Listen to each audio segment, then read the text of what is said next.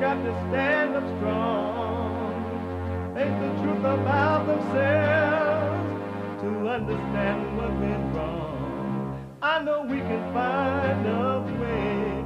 I know we can find a way. I know we can find a way to stand up, stand up, stand up. Uniting the races with truth instead of dividing them with lies. We're also rebuilding the family by rebuilding the man. Good morning. I am Jesse Lee Peterson. It's Tuesday again. It's amazing. You can get involved by calling 888-77-53773, 888-77-JESSE. Jesse, Jesse. And my brand new biblical question for those who want to be free, but those who love their mental and emotional enslavement, is not for you. It's not for those who love their hell, their thrills, their false life. It's not for you. And for those who want to overcome all that. What's the difference between the facts and the truth?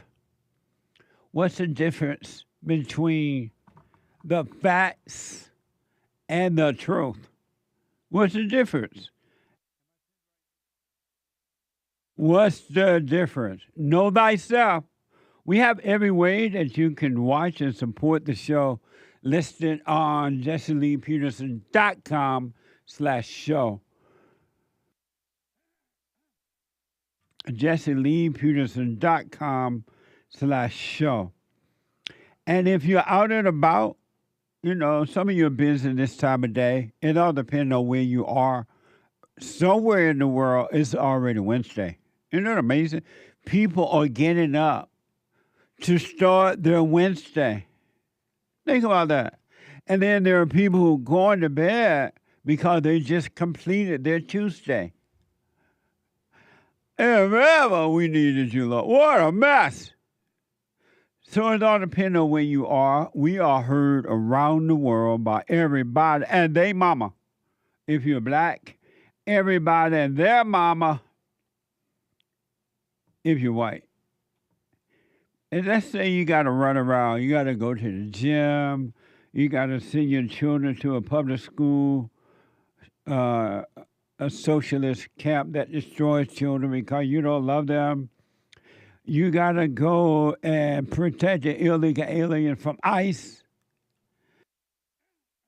ICE, ICE, baby. You got to go and protect the illegal alien, the criminals from ICE. Because you feel good when you do that. It feels like love. It feels like you care about the illegal aliens. So let's say you got to do all that and you just can't sit and watch the show. You can podcast it, right? You can podcast all the show, but the beauty is while you're out there fighting ICE, because ICE is collecting all the people from illegal alien from Home Depot or selling hot dogs on the corner, and you out there doing that, you still can be listening to the show while you're fighting with ICE. By calling the listen line on Talk Stream Live at 605-615-4131. 605-615-4131. And to donate and have your comments read out loud, go to Buy Me a Coffee. BuyMeACoffee.com/JLP Talk or Bun JLP Cash App. BuyMeACoffee.com/JLP Talk or Bun JLP Cash App. Some of you know already, but maybe the new listeners are not aware. Tuesdays is one of my favorite days because Tuesday reminds me of the good old days. Growing up in Alabama on a plantation, picking cotton, peas and peanuts and corn, and feeding the hogs, bringing the cows to the pasture to milk them and feed them and put them back out. All the good old days. And then we had country and Western music. The only thing we could get was country and Western music in the good old days for a while. So Tuesday is country. Tuesdays are always country and Western Tuesday. Bring back, oh, bring back my country to me. Bring back my country to me.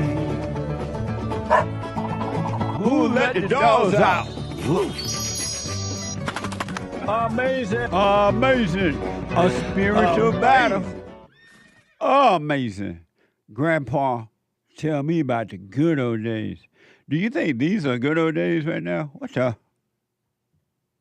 Back then, when they had to put whites on their signs, colors on their signs, it was amazing. And one of the reasons, not the only, it was amazing, during those days, the blacks were more independent. They didn't have black leaders. They weren't told how to think and who to vote for, where to go. They were not relying on the government. They had schools and they had their own schools. They had their own, in many cases, business. They bought land in the good old days. That's gone now, for the most part.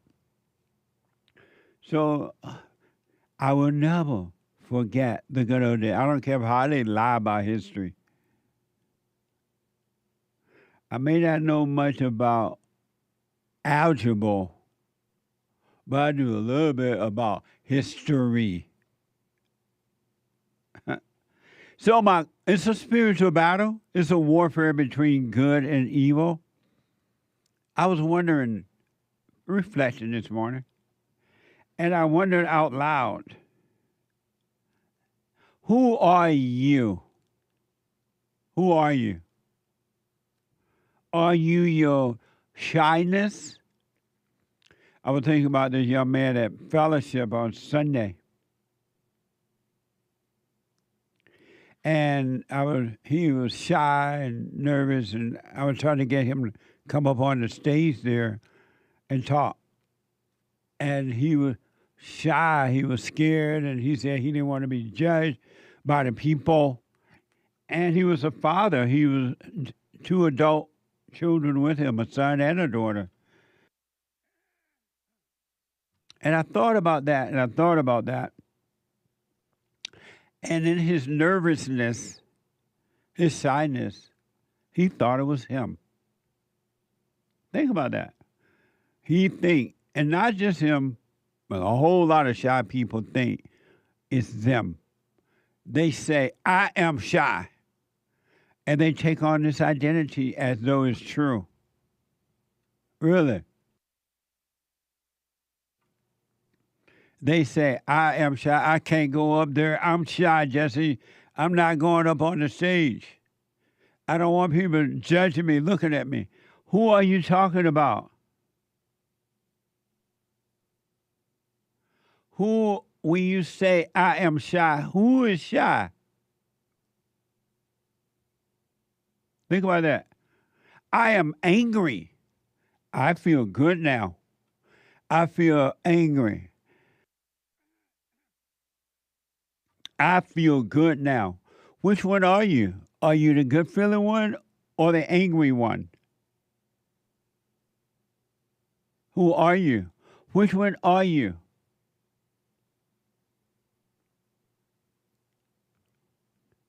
Think about that. Are you the good feeling one now that you feel good? Is that you? Or are you the one that feel down, feel bad? Really? Who are you? I ask that all the time of people. And then I'm a men's forum, though I can't tell you what happened or what goes on in the men's or ladies forum meet on the first Thursday and the third Thursday of the month. Guys get up and they talk, and ladies too, and they talk about what they think of themselves. They think that they're talking about themselves. I'm afraid. I'm lonely. I'm married. I'm getting a divorce. My children. I am afraid. I am not afraid. Who are you talking about? Which one are you both? Think about that. Are you both? I'm lonely. I'm not lonely anymore. So who really? Who are you talking about when you say I am afraid? I'm afraid of what people think about me. I'm not afraid of what people think about me. I'm afraid I'm lonely. Alone on a crowded bus on a day after work. I'm so lonely. The guy next to me got a girl on his arms. My arms are empty. Some guys have everything. Some guys have all the luck. Some guys do nothing but complain. But when you're with me, when you're not with me, I feel so alone. Who are you talking about? Think about it.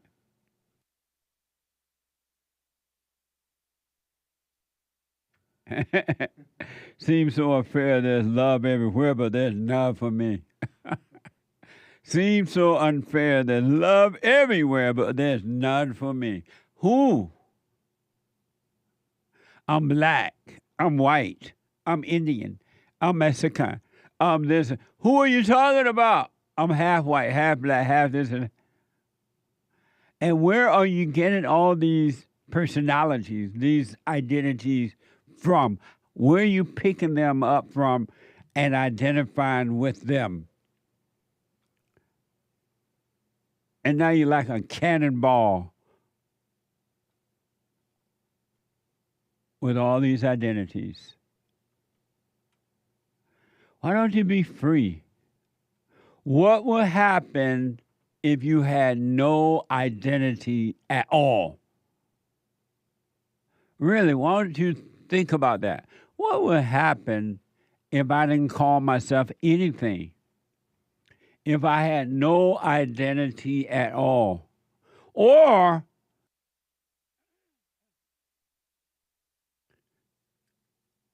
what would happen? Who will I be if I had no identity? And why don't you question, where did I pick up, how did I become all these things? I'm a plumber. I'm a nurse. I'm a doctor. I'm a lawyer. I'm a electrician. I'm a this and I'm a that. I'm a mother. Women love saying that. I'm a mom. I'm a dad. You have a bucket load of identities. Have you ever considered that none of those things are you? None of them. Because let's think about if you never thought about loneliness. Would you ever feel alone? If you never thought about loneliness or identify with loneliness, would you have to go to find company, someone to make you feel like you're important or feel good? If you never had an up would you ever have a down? Why not live a life with no ups or downs? Why do you have to identify with being up or down, feeling good or bad, sad or happiness? Why do you need both? Why don't you be a whole person? Be whole. President Trump is. That's why he can't be stopped. He's a whole person. And if you notice, as a result of being whole, being one, he has no fear.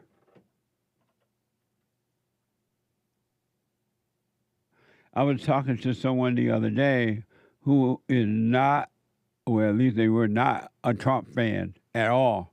They didn't vote for him or anything. Democrat, black, they like, I'm a born a Democrat, I'm a die Democrat. A black person, you black in my family. And so I was talking to him, and I said, so what do you think about the great work that the great white hope is doing? What do you think? He's like, man, I don't understand that man. He's like, that man, Donald Trump, he doesn't have any fear. He's like, does he ever sleep? And and really, this is a liberal Democrat saying this to me. He was like, I noticed that he doesn't care what people think. He's just doing what he got to do. And I noticed that the things are getting better. Now, this is from someone that hates the president. Well, I don't know about hate him, but he would never vote for him. I noticed things are getting better. He's just taking care of business. There are jobs everywhere. When I go to my area now, he says, I see all kind of people working. And I even see a few blacks working, he says. He said, but I know a lot of blacks are not going to work because they're so lazy. But this is a black telling me about Trump. But he's like, things are changing. The border shut down. And he like people yelling at him, but he doesn't care. He's just taking care of business. He like Obama and Joe Biden never did anything like that because he voted for those two people.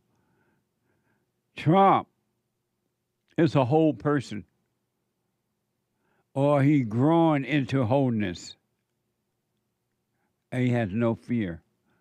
Not physical fear, but inner fear that stops you from being yourself in life. He doesn't have that. Can you imagine? Now, you should have some common sense fear to your physical self to watch the world so it won't hurt you. But inner fear, you're not supposed to have it. And when you don't have it, you'll be like Trump. It doesn't matter what they say. And this person that said that about him, he's like, it doesn't matter. He doesn't care what people think about him and what they say. He just does what he got to do. And the country is getting better, Punchy. I notice things are getting better. Oh, God. It was so interesting to hear that.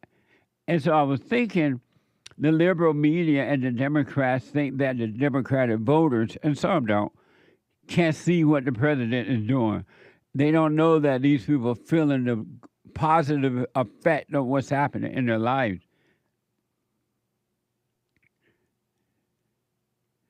And I remember there was this black guy named Tony from California. He called yesterday on the show. Y'all can check it out. Jesse, I want my country back. What do you mean, Tony? The president talking about he gotta put in the troops or something in D.C. and stop the crime. The crime already gone down. What a mess, huh? The president said, you know what? It's a mess in D.C. And I'm gonna do something about this. I'm gonna stop it. I'm gonna stop it. People are being killed, robbed, and raped all the time. New York Times reported President Trump ordered what was expected to be a 30-day takeover of D.C.'s Metropolitan Police Department and suggested a federal intervention could be expected to other cities. Watch this from NBC News. In the nation's capital tonight, a dramatic change after crime scenes like these. President Trump declaring a public safety emergency, deploying 800 National Guard troops to D.C. and taking control of the district's police department. This is Liberation Day in D.C., and we're going to take our capital back. That federal takeover can last up to 30 days without congressional approval. The troops set to fan out across D.C. over the next week, the White House says, to protect federal assets and deter violent crime. It's becoming a situation of complete and total lawlessness. Even though crime statistics from the U.S. Attorney's Office in January said violent crime in D.C. was at a 30-year low, the police department says it was down 26% since last year. So why do this now? Crime has gone down. Gone down from what? Gone down from when? Crime is way too high in the district. And, you know, this namby-pamby response that, oh, crime is down. No, it isn't down for the people who are victimized by crime. The head of the police union tells NBC News the crime stats have been manipulated, and any talk of a recent drop in crime is preposterous. What manner of man is this? The wind and sea obeys him. He doesn't care. He's doing it. He's looking out. He's putting America first.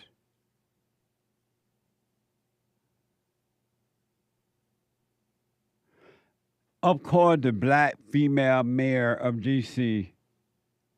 don't like it because she's black and she has no business being in a leadership role. She doesn't know what she's doing. And don't even really care because black people don't care about no crime. They love crime. You heard Tony. They love crime. Why you want to clean up the crime? What the? White people want to clean up the crime. The blacks, not all, want to create crime. The mayor of D.C. called Trump order a manufactured intrusion. Watch this. Still, the D.C. City Council calls the federal police takeover a manufactured intrusion on local authority, and the mayor says it caught her off guard. I don't want to minimize the intrusion on our autonomy. The move comes after a former DOJ employee was attacked during an attempted carjacking last week. Over the weekend, the president ordered the deployment of nearly 500 federal officers around the district, leading to several arrests. You know, he's taking federal control of the police, and that's just not okay. I feel like these are the sorts of things that you start to see in dictatorships. Trump has deployed federal resources to cities before, including thousands of National Guard troops this summer to Los Angeles to quell immigration protests and thousands of others to the southern border. The president saying federal intervention in other cities like New York and Chicago could be next. We're not going to lose our cities over this, and this will go further. We're starting very strongly with D.C., and we're going to clean it up real quick. What manner of man is this? The wind and the sea obeys him, and they call him king.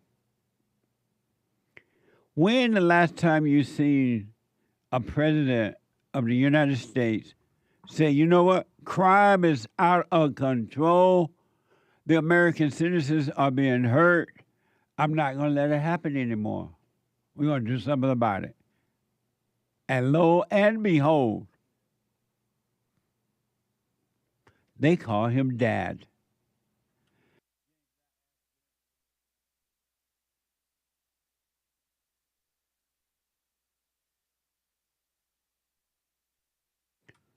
Amazing, huh? What manner of man is this? They call him the Great White Hope. When the last time you see anybody in government truly put America first? Thank God, the Great White Hope, Donald Trump, he brings the federal government whomever it takes. to the clean up this mess. We need them in Gary, Indiana, too. Somebody need to tell the president, take them over there to Gary with those black people there. Crime over there is horrible. In Gary, Indiana, it used to be beautiful when it was all white. On Jesse Waters' show yesterday, they're on Fox News, they showed this graphic of how bad the crime is in Washington, D.C., and they compared it to other countries. It was worse in other countries. It was worse in Washington, D.C. than even any other countries. I hope we had that graphic for you because some black people they just don't like, they don't like the fact that you want to clean up crime. What would the blacks do if they had no crime? What would they do? Even Karen Bass, the so-called black female mayor of L.A., don't want it. She doesn't want to. They don't want to clean up crime. How will we live, they said, the blacks, if they didn't have crime? That's why the black create crimes in the white area when they move there. They got to have the crime. Can you imagine being black and somewhere in the world and there's no crime? Think about that one. 888-7753-773. I'm going to try to have that graphic for you next week. If not tomorrow, sometime. It was so interesting. Yeah, I'm seeing this by Fox. Washington, D.C. is more dangerous than the capitals of many third world countries. Oh, good. You found it. Was it a senator that was saying this? I found this graphic, but it's not exactly what you're talking about. No, D.C. homicides by year, and it's pretty high. But this article does confirm what you're saying, that this senator was saying that D.C. crime is more dangerous than the capitals of many third world countries. Uh-huh. I'll keep looking for this graph. Isn't that amazing? In 2023, Washington, D.C. had a homicide rate of 40.9%, 100,000 residents, per 100,000 residents. 40.9% per 100,000 residents. Heritage Foundation.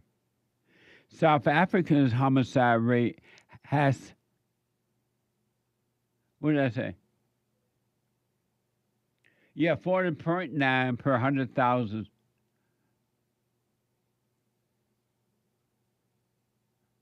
$40.9. I don't see a 45. I see a 40.9. The 45 comes, it's the next message, starting with South Africa. Oh, how come they're interrupting right now with me?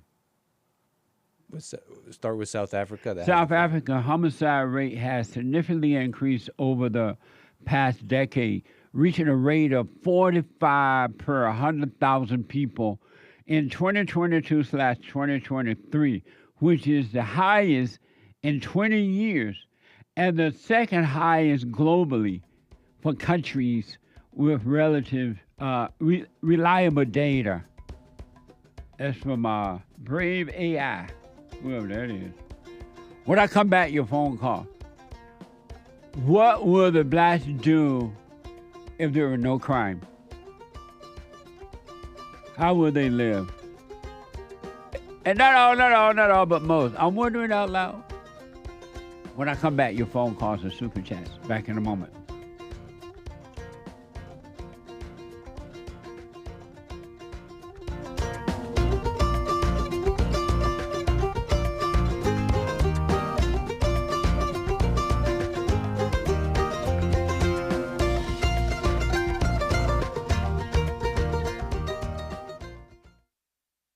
You can't run from evil within yourself or outside of self. You got to deal with it. And you need good in order to deal with evil. And God is good. You need to return to the Father. And you'll see within you, he will fight the battle for you. And he will fight it without.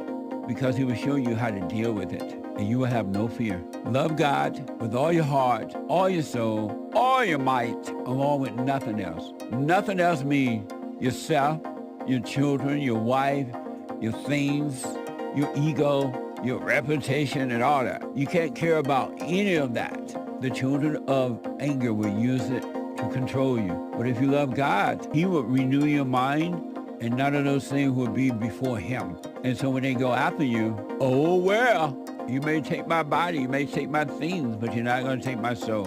And that's a true reality.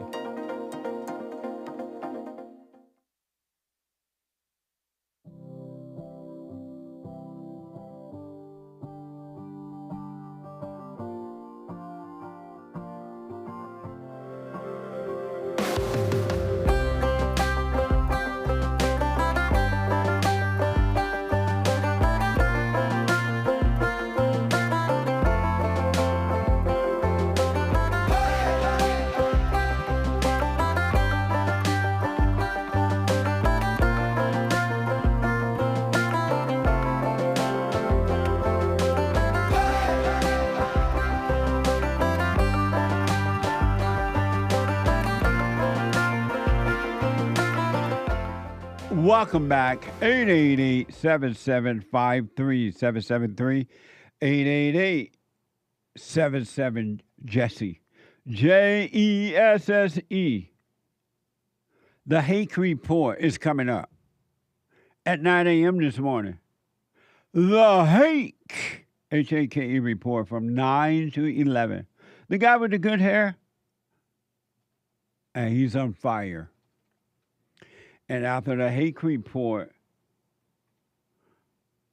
energy, all the energy that Donald Trump did not get from God, God gave it to the anchor baby.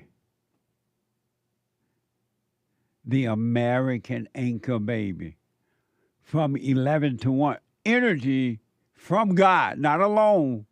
It's the nature of God, the life. From 11 to 1 p.m., the American anchor baby. There go that graphic thing I was telling you about.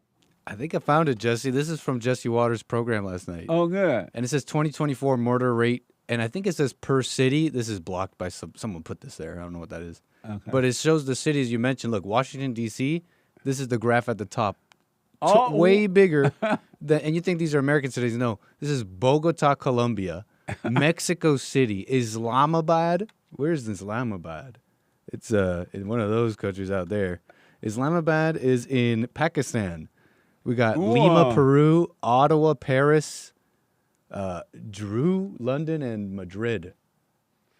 So put that in your pipe and smoke it, Tony from California. The crime going down. Oh, Lord. Oh, Lord. Why, George, Lord? Crime is not going down. What does that mean anyway? Crime is crime. And you don't want any crime around you. Why is Donald Trump sending the troops to D.C.? Crime going down. Yeah, right. Tucker show on his show yesterday, he wasn't there, but Brian was guest hosting. And they talked to some of the people there in D.C., including some black people, and they were saying, no, it's bad here. There was a black elderly woman said that I have to make sure I'm back home before dark because of the crime. And I'm afraid something like, I don't know exactly what she said. I forgot it. And then she said, even on the train, I'm afraid that someone's going to take my purse. A black woman. And Tony, why are you putting it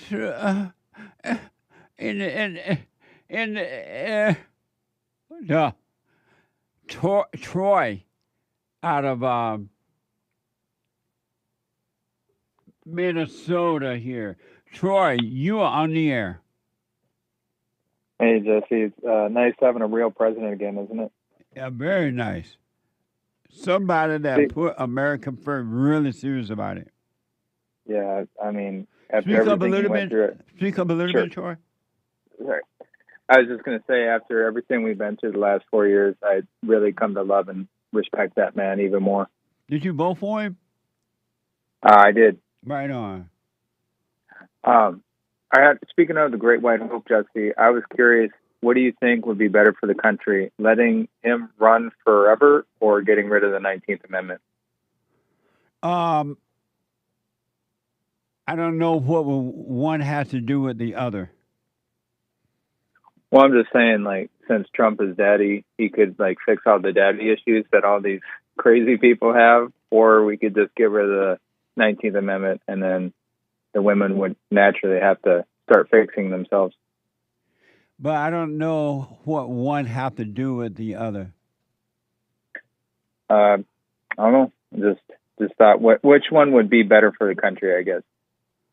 Well, President Trump, of course. I mean, he's doing a man in a man position, doing a man's job. So, of course, President Trump. Men were created to lead, women were created to follow. Mm-hmm. Yeah. Yeah, I think the 19th Amendment, well, I actually think the 17th Amendment is pretty bad too, because before you had to be a part of your state legislature to become a U.S. Senator, and I thought that made you care more about your local politics, which is much more important in my opinion.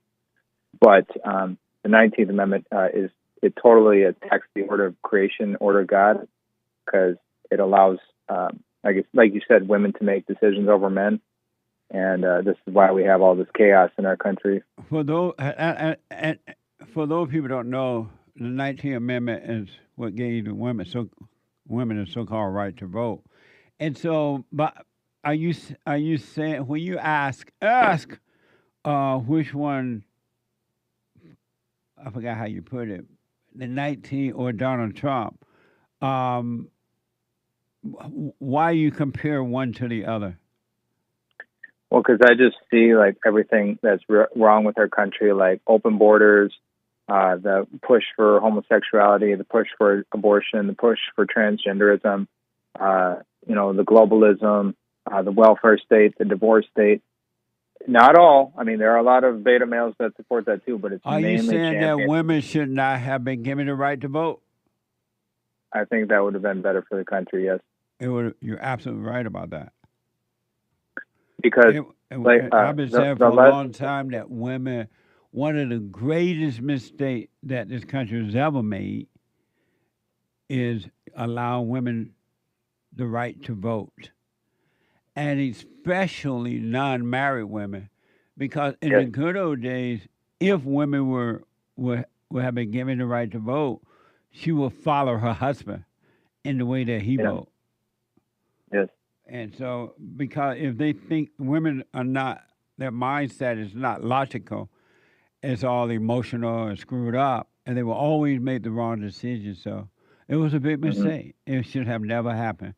And it's just, we've been getting all, as you just said, all type of programs, all type of everything that abortion, everything that's wrong, has been ushered in by the females.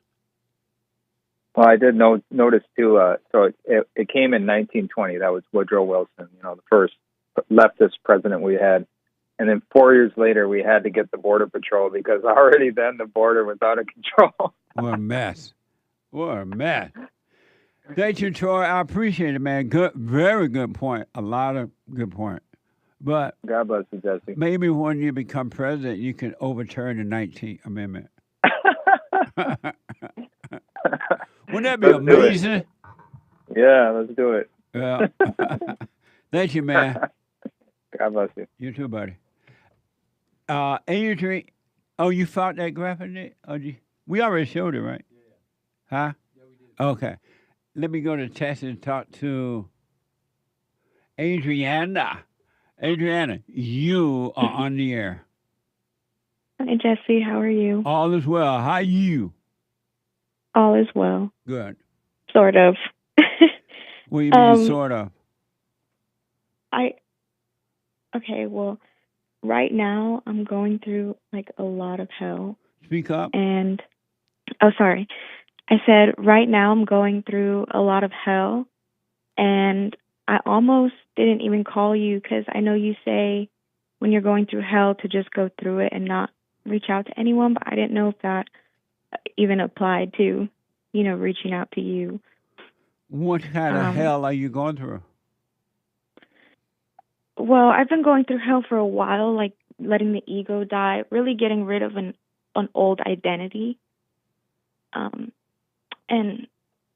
And I was doing really well for like about a month. And then, over the weekend, all of these thoughts like just came at me out of nowhere. They were gone, and then they just came at me, and I listened to a thought, and I caught a lot of hell for listening to that thought. And going and like doing something I shouldn't have done. Or reaching out to someone I shouldn't have reached out to for, I don't even know what I was looking for, but I caught hell for it, basically. When you say you caught hell for reaching out to someone that you should not have reached out to, what type of hell did you catch from that?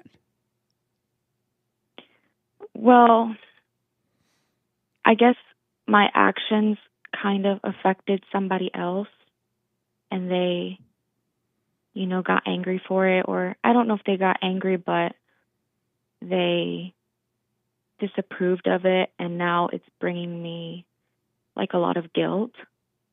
And it's so painful that it's like physically hurting my body. I've never really went through something like this, and I know that it's just like the ego dying and that it's not me, but it is really, really painful. And so did you apologize to whomever this is for doing that? Yes. You did? So, and why did you apologize?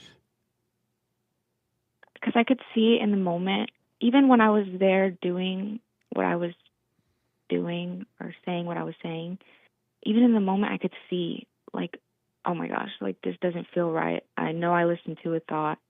So I could see where I was wrong almost immediately, even as I was doing it. Why didn't you stop in the middle of it then if you were able to see that? Once you saw that, hey, what I'm doing is insane right here, why did you just stop? So that you could shock the ego. I think I didn't stop because I was like afraid of seeming like rude. I was talking to somebody and looking for advice, and I really shouldn't have. I should have just gone through the pain myself. But in the moment, I was like, oh, I can't just walk out of here. It seems rude. And the funny thing is that the person I kind of somebody called me and got me out of that moment, was like, you need to leave right now. And so I did. And so it actually did end up shocking the ego, which is why but it didn't shock the ego if somebody else told you to leave. It would have shocked the ego had you realized in the middle of whatever it is that you were doing, hey, just stop and leave. But you were concerned it may have been rude.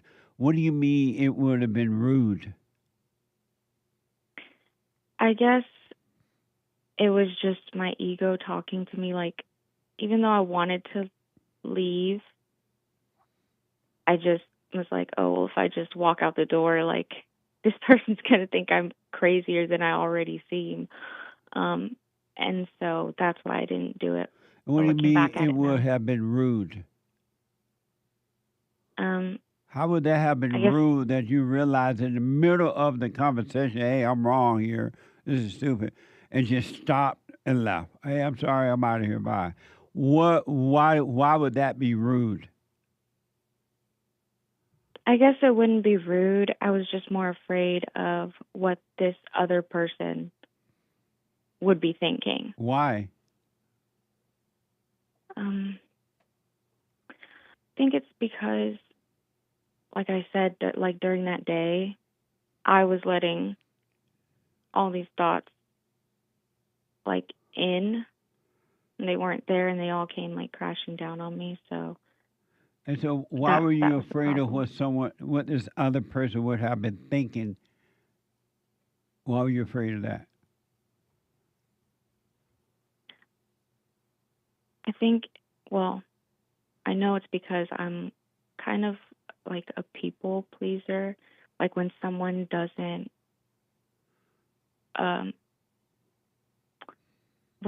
someone doesn't see me like in a positive way, Speak it up a makes little me bit. feel like, sorry, I said when someone doesn't see me in like a positive way, it makes me feel guilty or less than. And so, who are you feeling? Who are you?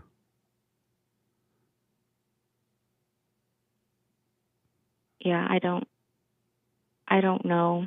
That's what I've been going through recently, like going through the hell and trying to let it pass to But figure out. who is the positive person? You see yourself as a positive. You said that you're afraid that someone else will not see you in a positive way. Do you see you in a positive way? No. Do you see you in a negative way? Yeah. And who is the you that you see in a negative way? No wonder you want someone to see you positive if you see yourself negative. What would happen if you didn't see yourself in a negative way?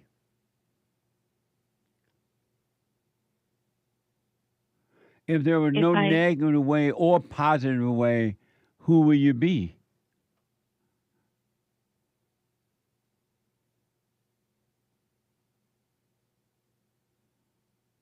I guess I would just be no one. So what now? I guess I would just be no one. So why do you need a positive or a negative? When you create one false image, you create another one. Mm-hmm. So you see yourself in a negative way, but you're going to put up this false image of being positive, so that other people can see you in that way, whatever that is. But if you didn't have either way, you wouldn't have to be concerned about being negative or positive. That's just a false image. It's not even real.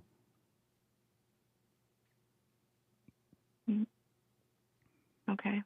Why not live a life without being positive or negative? Negative. No kind of way. Just be. That way you don't have to try to hold on to anything or anyone. Okay. Yeah, I was doing that for a while, and it was actually working. It can't fail. And then, but suddenly it was working so well, and then like suddenly one day, all these thoughts came at me, and it was like, where is this coming from if I was doing so well? And that was another thought, right? Where is this coming from if I was doing so well? Why not just see that as another thought and don't communicate with it? Because the moment you thought that you were doing well, see what happened? You fall into another illusion. If you don't ever think you're doing well, you would never think, I'm not doing well. Okay, that makes sense. You gotta, when you're feeling better, don't get into this thought, well, I feel better. I'm doing well. I'm doing better. Those are just another thought. And it's just going to bring you down because it's an illusion. Another thing, you got to live a life without thoughts, without thinking. Sons and daughter of the light live without thinking. A free life is a life without thoughts. An imprisoned life is one with thoughts. Okay. So when the thought come, oh, I'm doing better, or I'm doing worse, or I'm doing this, let those pass. Those are all thoughts. All thoughts are all lies about anything. It's impossible to have a true thought.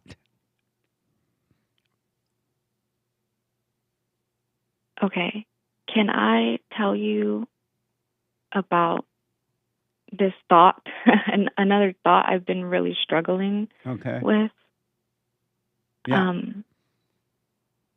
Okay, I was, there was somebody that I really, really trusted, and I feel like I'm a very easy person because I told you I like to please people. I'm a very easy person to control. And so, because I stay home, I don't go out, so I'm just easy in that way to control. I'm very timid, and I don't speak up. And so, when I looked up to this person like a father, almost. And so they would, tell me things like what to do. And I'm honestly I'm fine with it, even though, I know you've told me before, like, you shouldn't let somebody tell you what to do. But I was fine with it because I kind of agreed with most of what they were saying.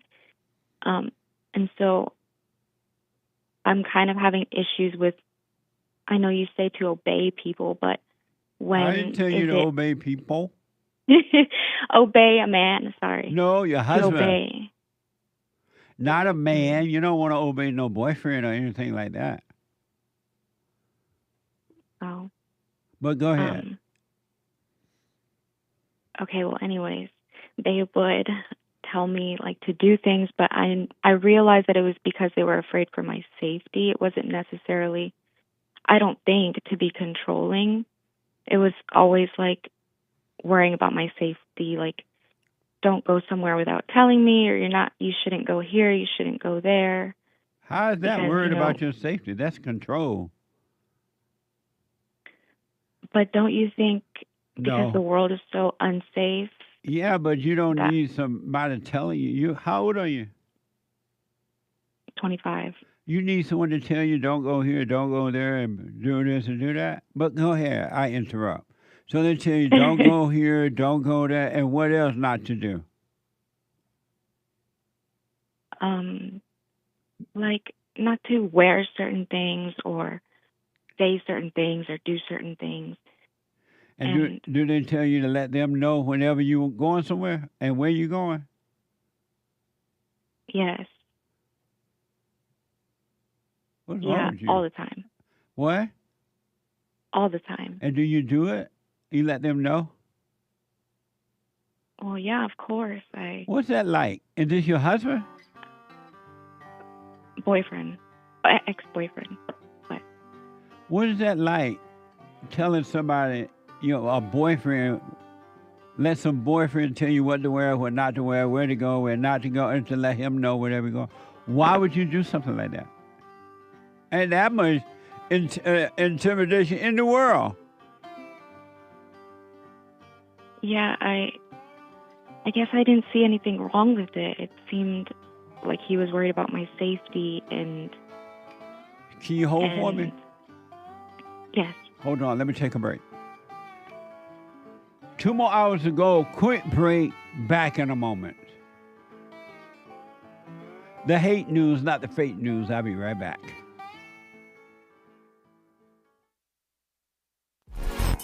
So, here's what I recommend. I invite you to download my silent prayer.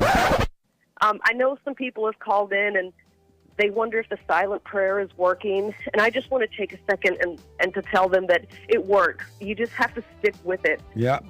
That's the first thing I started doing before I even forgave my parents. And I was so depressed and suicidal at some times that I just would have to stop in the middle of my job or whatever I was doing and go into the silent prayer. And it really does help. Like, I don't have those anymore. Amazing. You haven't seen anything yet. Doubt every thought. Bring every thought into captivity. Just let them all pass. Don't judge them. You haven't seen anything. It gets better and better and better and easier, easier, easier. So my gift to you, no charge, at rebuildingtheman.com/church.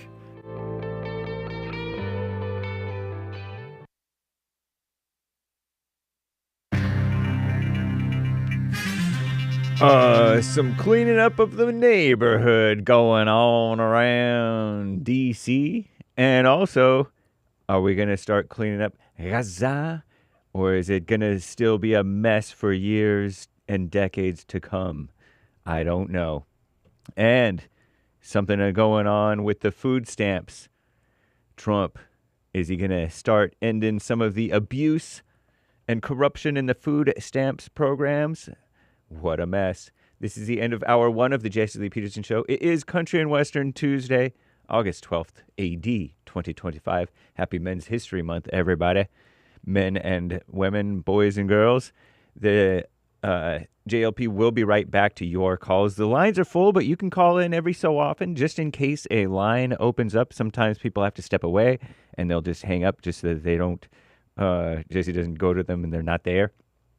So sometimes a line opens up, so call in every so often. And as you hear JLP wrapping up with another caller. But it is hake news, not fake news. Commie Nonsense Network, CNN, reports on the D.C. takeover. Our greatest president, Donald J. Trump, his declaration of a crime emergency in Washington, D.C., which has been a year's ongoing problem that has been ignored. His decision to federalize the city's police force left many local and federal agencies unsure about what that meant, so they claim. Multiple sources tell CNN. Before his announcement Monday, neither D.C. Mayor Muriel Bowser, a black female, Democrat liberal, Black Lives Matter supporting evil woman, nor Metropolitan Police Department Chief Pamela Smith, a woman, maybe black, I'm not sure, had been notified about the takeover, nor how long it would be implemented. Good, they don't need to know. Not their business. They haven't made it their business to clean up the place. Now it's not their business how Trump does it, right? In a statement, the Defense Department said 800 D.C. National Guard troops have been activated, and with up to 200 members being assigned to support law enforcement. Law and order president. That's right. Trump attributed the decision to deploy troops on U.S. soil to rampant crime, which it really is. Quote, our capital city has been overtaken by violent gangs and bloodthirsty criminals, roving mobs of wild youth, drugged out maniacs, and homeless people, unquote. That's what Trump said. However, says Commie Nonsense Network, data shows that violent crime in D.C. decreased in recent years. What a mess, huh? Liars. They're lying with facts. Maybe not even real facts, but who knows?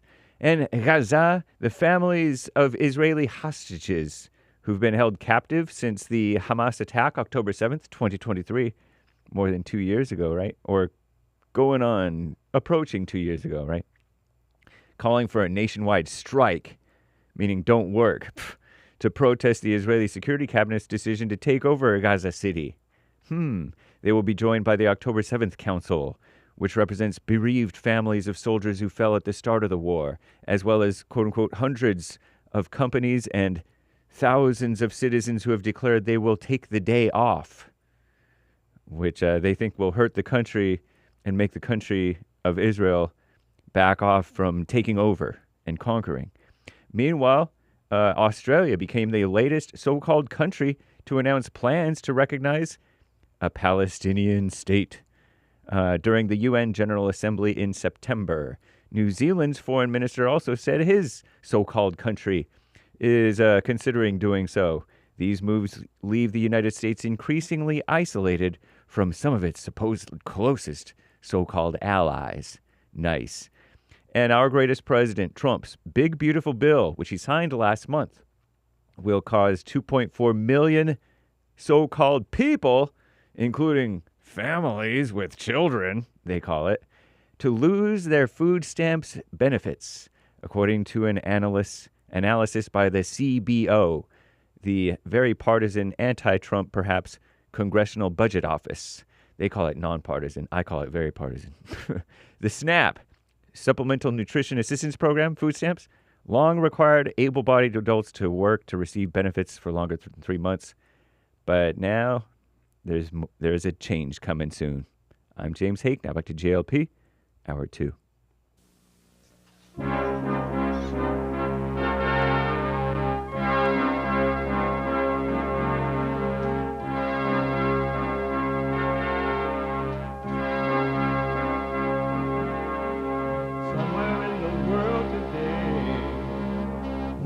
got to stand up strong, face the truth about themselves, to understand what went wrong. I know we can find a way. I know we can find a way. I know we can find a way to stand up, stand up, stand up.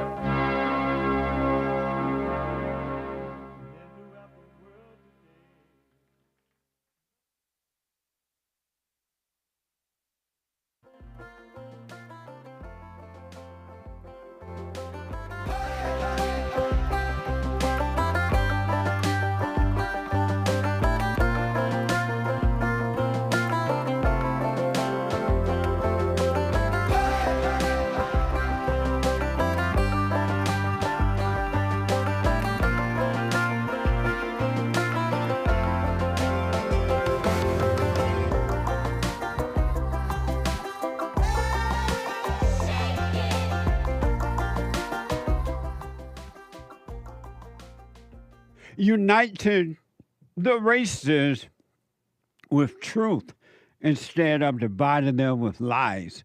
We're also rebuilding the family by rebuilding the man. I am Jesse Lee Peterson. Welcome to the second hour of the show. You can get involved by calling 888-7753-773, 888-77-JESSE.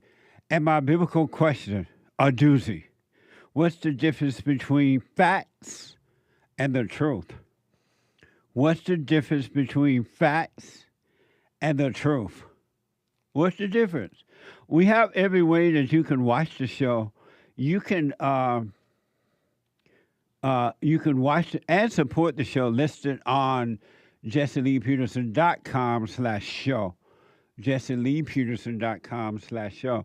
And if you're out and about, you just can't sit and watch the show. You can podcast, but you can be listening anywhere in the world on your iPhone or iPad, as it is happening by calling the listen line at 605-615-4131. 605-615-4131. And to donate and have your comments read out loud, and we are going to get to your super chats here in a minute. To donate and have your comments read out loud, go to buymeacoffee.com/JLP Talk. Buymeacoffee.com/JLP Talk or Bond JLP Cash App. It's Tuesday. And by the way, happy Men's History Month. August is Men's History Month. It's Tuesday. It is amazing because, one of the reasons, it is Country and Western Tuesday. Bring back, oh, bring back my country to me. Bring back my country to me. Who let the dogs out? What the? Amazing.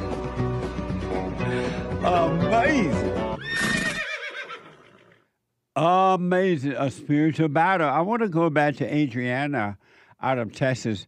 And Adrian, I had to put on hold. We ran out of time there. She said that she is a kind of a shy person, I think she said. And she tends to she's an appeaser. And she had this boyfriend, who would tell her where to go, when to go, what to wear, what not to wear, what to do and not to do, and to let him know when she's going and when she's come back. Is that true, Adriana? Yes. I'm sorry? Yes, yeah. And you're 25? Yeah. And why would... I know why. I know the answer to my question, but why would you submit that way to a boyfriend? To anyone, really, even to a husband, but why to a boyfriend? Because that's so insecure. That shows insecurity on his part. Why would you submit to that? Well, we were together since I was 17, so it's kind of all I've ever really known. And I don't know, it felt, because we both listened to you, and so it felt like I was obeying. It felt safe. I didn't really mind it because I don't go out, and so it just felt, like I said, I looked up to him like a father, so it felt okay until I ended up doing, I listened to everything he said, and then recently I did one thing that he disapproved of, nothing too bad. I just went somewhere he disapproved of without telling him, and he basically kicked me out of his life. And so now, without him there, I've had him for so long, it feels like I don't even know, who I am anymore. You don't know who you are anymore? Well, I guess it left a big hole, he used to tell me everything to do, so it was easy, and it felt, I guess, natural and safe. And now that he's not there,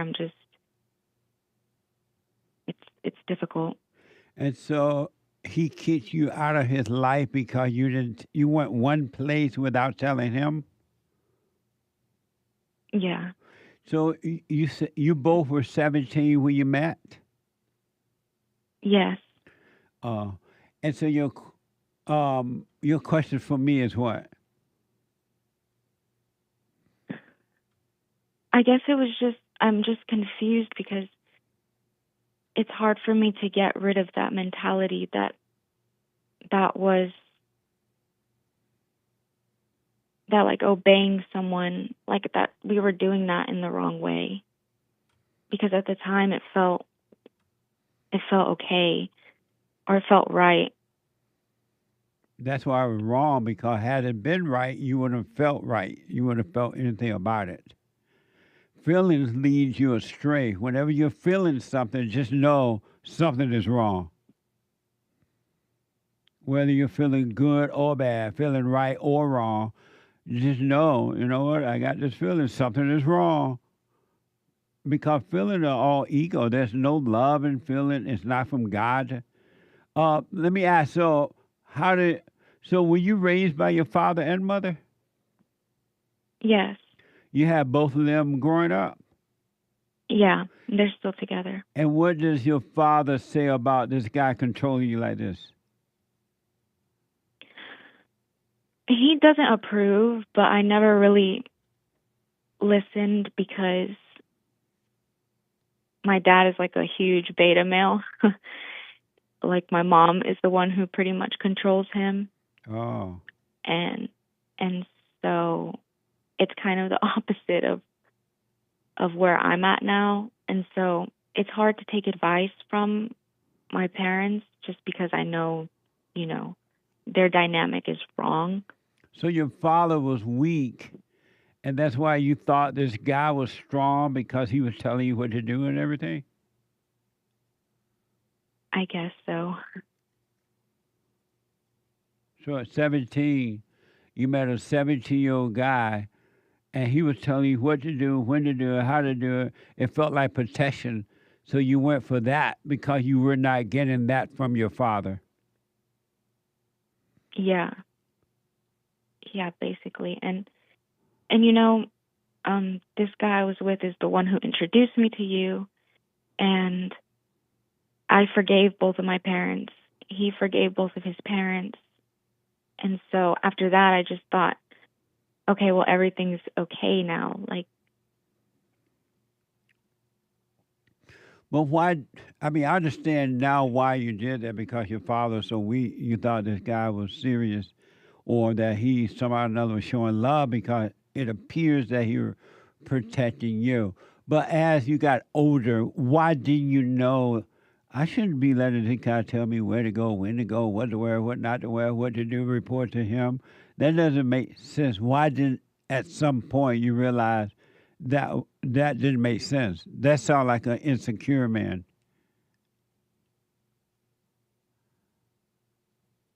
I guess because it's better than having like a weak man. Yeah.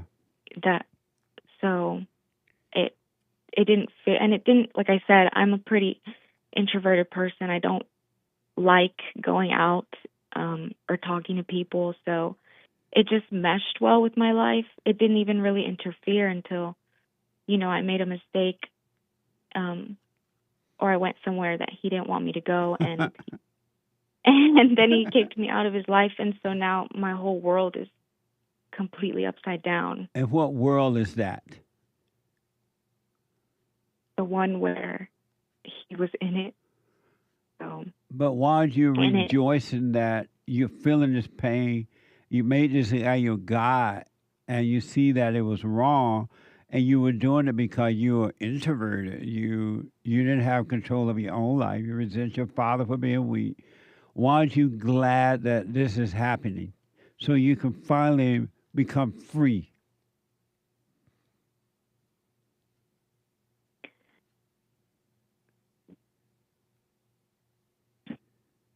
I am glad that it's happening because, like I said, for the past month, I've been really working on myself. And so I am starting to see things clearer. But I do keep getting these thoughts about this guy because he was just a part of my life for so long. I understand. I totally understand. But here's what, when he was controlling you, what type of control did you have over him? None. You didn't control him at all? No, not at all. And if I did, my ego did start to come up. Like, sometimes it would, like, because he works a lot. And so sometimes I would, nag him, like, oh, when are you coming home? Sometimes, but he would put that away, like, immediately. So it never had any control over him. We kind of just had a normal, I don't know, we didn't really fight much. Yeah, because I listen. Like, anything he would say, even if it would bother me a little bit, I would listen, and it was fine. And how are you feeling right now?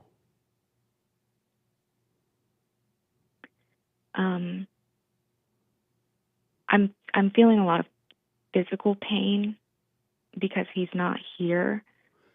When you're not here with me, I feel so all alone. Yeah, basically. Along a bus on a day after work, I'm so lonely. So you feel you feel physical pain, meaning that you feel when you describe the pain. Well, it feels like I'm like I have a fever, like I'm nauseous, like I have this feeling in my stomach and in my chest. It feels like I'm sick. That's the best way I could describe it. So are you sick, physically sick, or just the emotion, No. psychological, emotional pain? Yeah, I'm not actually sick. Oh, okay. And so why are you happy that this happened? You're done with him so that you can finally overcome him and return to the Father and have an amazing life. Why are you happy to see that this whole thing happened? Because that guy, based on what you're saying, I don't have his viewpoint, but based on what you said, he was an insecure guy controlling you. Because a guy's not going to tell a woman, tell me where you're going, when you come back, what you wear, what you don't wear, let me know. That's not how you lead someone. That's not the way you're supposed to do it.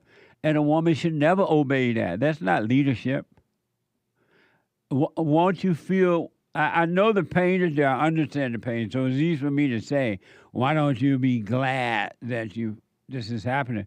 But I want to encourage you to don't be calling him up. Don't try to get back with him. Feel the pain. Do the silent prayer. Be aware of the psychological and emotional pains, the thoughts and everything that you're feeling. But live with it, walk with it, stay with it, and let the light, the spirit of truth, destroy the false image. Because it's just false identities. The real you don't feel anything about what happened at all. You don't miss this guy. You don't want to be with him or not want to be with him. Not at all. So why don't you, I want to encourage you to die from this illusion. You don't feel anything.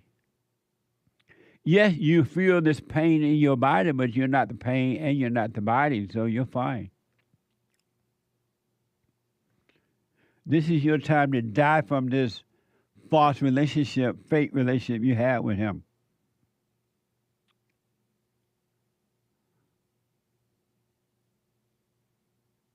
Yeah, I do see that, and I've been seeing that. It's just, it's a lot more difficult than I thought. In what way is it difficult? It's just a lot of pain, and like I said, he kind of basically raised me. I mean, I've known him since forever, and we went on this whole forgiving our parents together, and you know, we both listened to you, and so it's just painful him not being there. I thought he was guiding me, and I thought he wanted, you know, what was best for me. It's just new is what it is. It's a new feeling. Well, it's time for you to let the truth, let God guide you. And by him being out of the way now, you're using a physical person or physical thing to guide you. You had the wrong leader. So now I recommend, do what you want, of course, that you take this pain and don't call him and just deal with it and start living your life. Do you have a job and all that? Yeah, I do have a job. So do you have to let him know when you go to work and come home? I had to ask him if I could get a job. Oh, I didn't mean to laugh.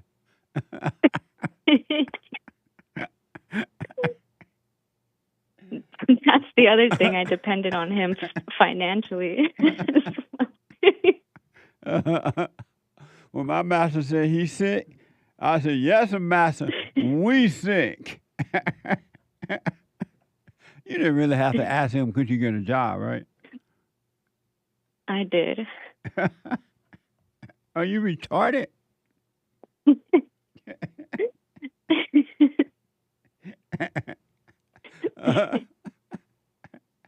So listen, this will pass. If you live with this, and don't blame him. It's not his fault that you're that weak, that you turn your life over to him like that. It's not his fault. And it's not your fault that he was that weak, that he tried to control you like that. All right? So don't blame him for the way you are. You were screwed up when you met him. You had a weak father and controlling mother, and you couldn't help but be the way that you were because you needed your father to be there and guide you and be the light. And he wasn't, according to you. And the mother wasn't, according to you. So it's understandable why you went for that. But now it's time for you to grow up. Take the pain. Be glad that he broke this thing off so you can see yourself and you can grow by the light of God, the truth. And you would never end up in a situation like this again. And the pain that you feel right now, I promise you, is not you. You don't feel the pain. Your ego is feeling the pain because you lost your God. You made him your God. So you should count it all joy when you're feeling the pain. Tribulations, work as patient in your life. You will come out of this being you, and it will be amazing. And you won't be a fake you anymore. You'll be the you that you were created to be.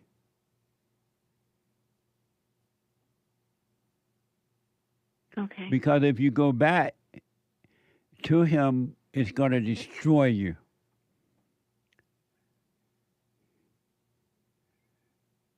Okay. If you are here with me, I feel so happy I can cry. Since you're not here with me, I feel so all alone.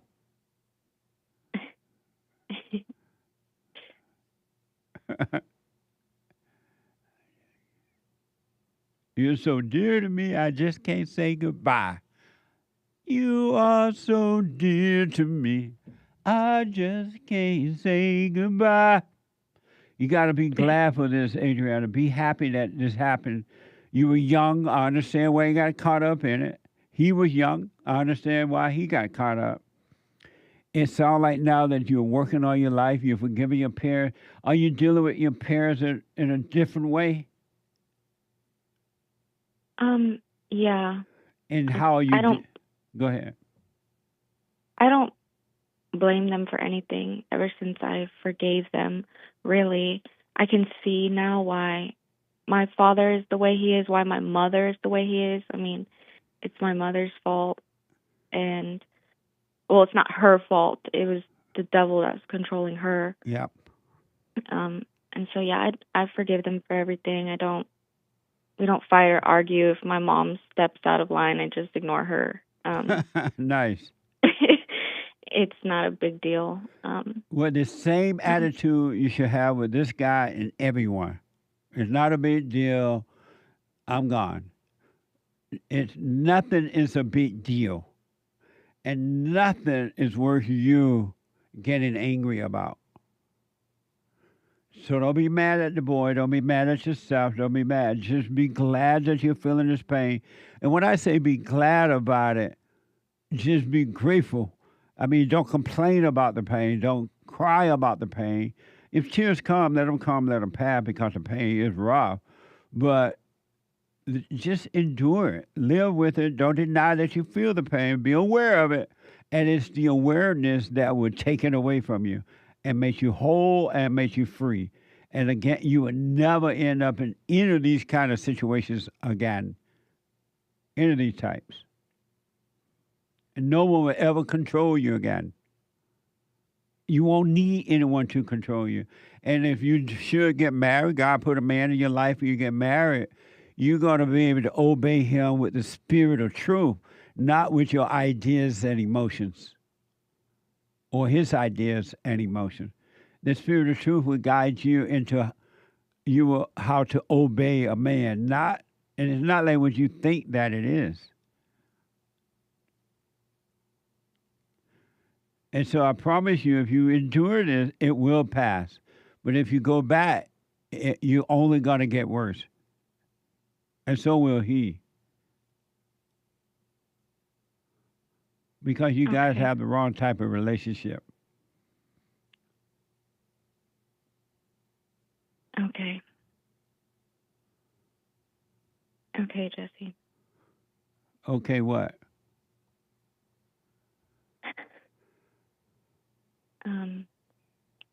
I'll just endure the pain. Yeah, endure it. Take it, and it's going to I promise you this, too. I totally promise you this. The pain that you're feeling is not you.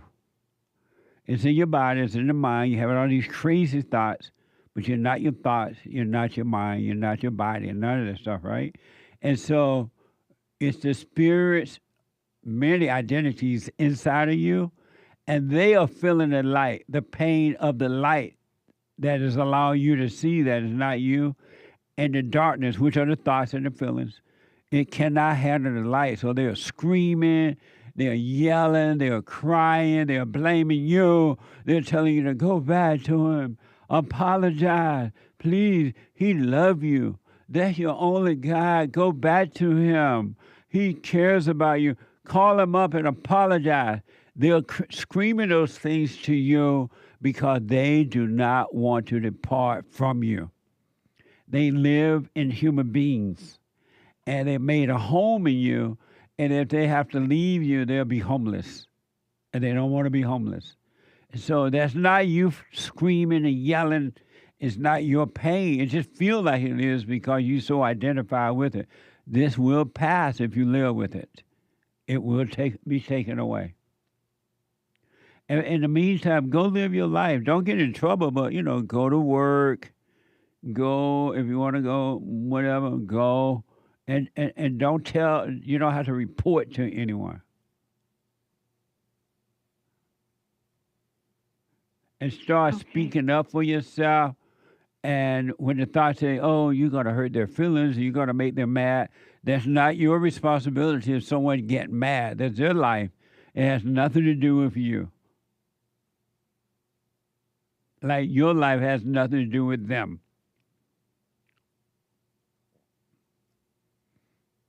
Okay.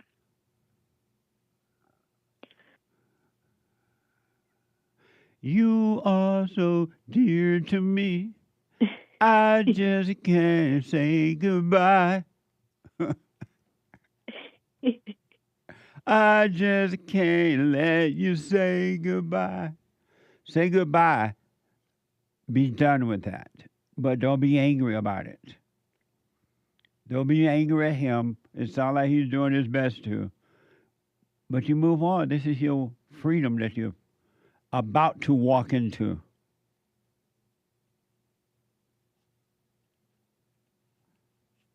Okay, Jesse. Okay, Jesse. Whatever, Jesse. I'll stay with it. Stay with, I'm telling you, if you do, Adrienne, you will not regret it. If you don't stay with it, you're going to go deeper into hell. I promise you that. But if you stay with it, you're going through hell and you're coming out in heaven, right here on earth, inside of you. Okay. Okay, I'll stay with it. And I don't care how this thing trying to tell you to call, do not call him. Do not go by.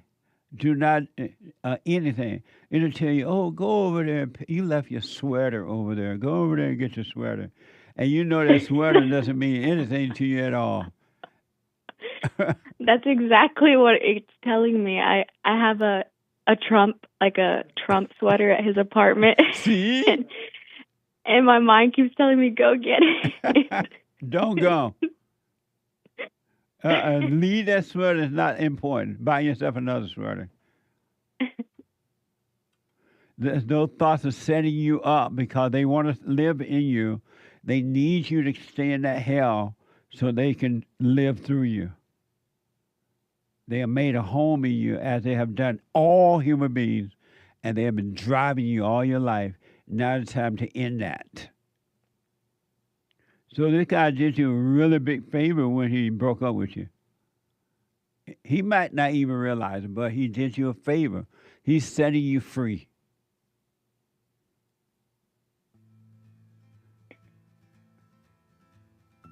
And it's time for you to start doing and thinking for you. When you're not here with me. Will you let me know how it goes? I will. Did this help a little bit? A lot. Stay with it. Don't listen to those thoughts. They're lying to you. All thoughts are all lies all the time about anything. Okay, Jesse. Thank you. Let me know how it goes. I will. Bye. Bye-bye. Quick break. Back in a moment.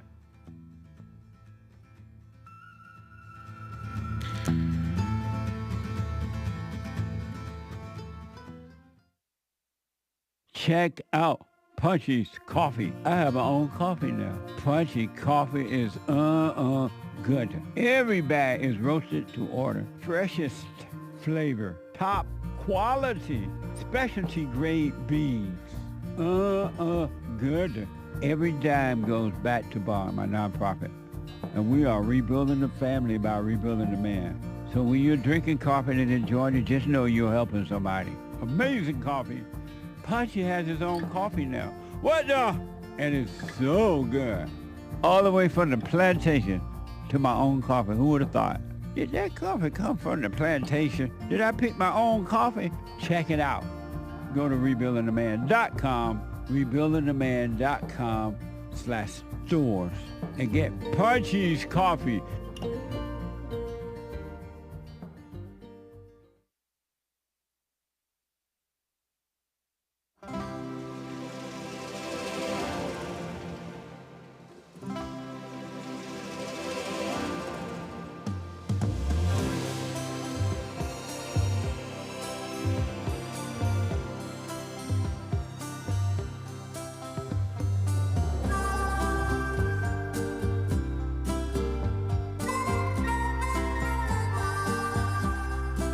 All right, folks, 888-775-3773.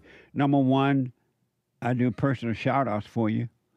Birthday shout-outs, weddings, anniversary, congratulations, encouragement, whatever the shout-out may be. Go to Rebuilding the Man. No, that's not the shout-out.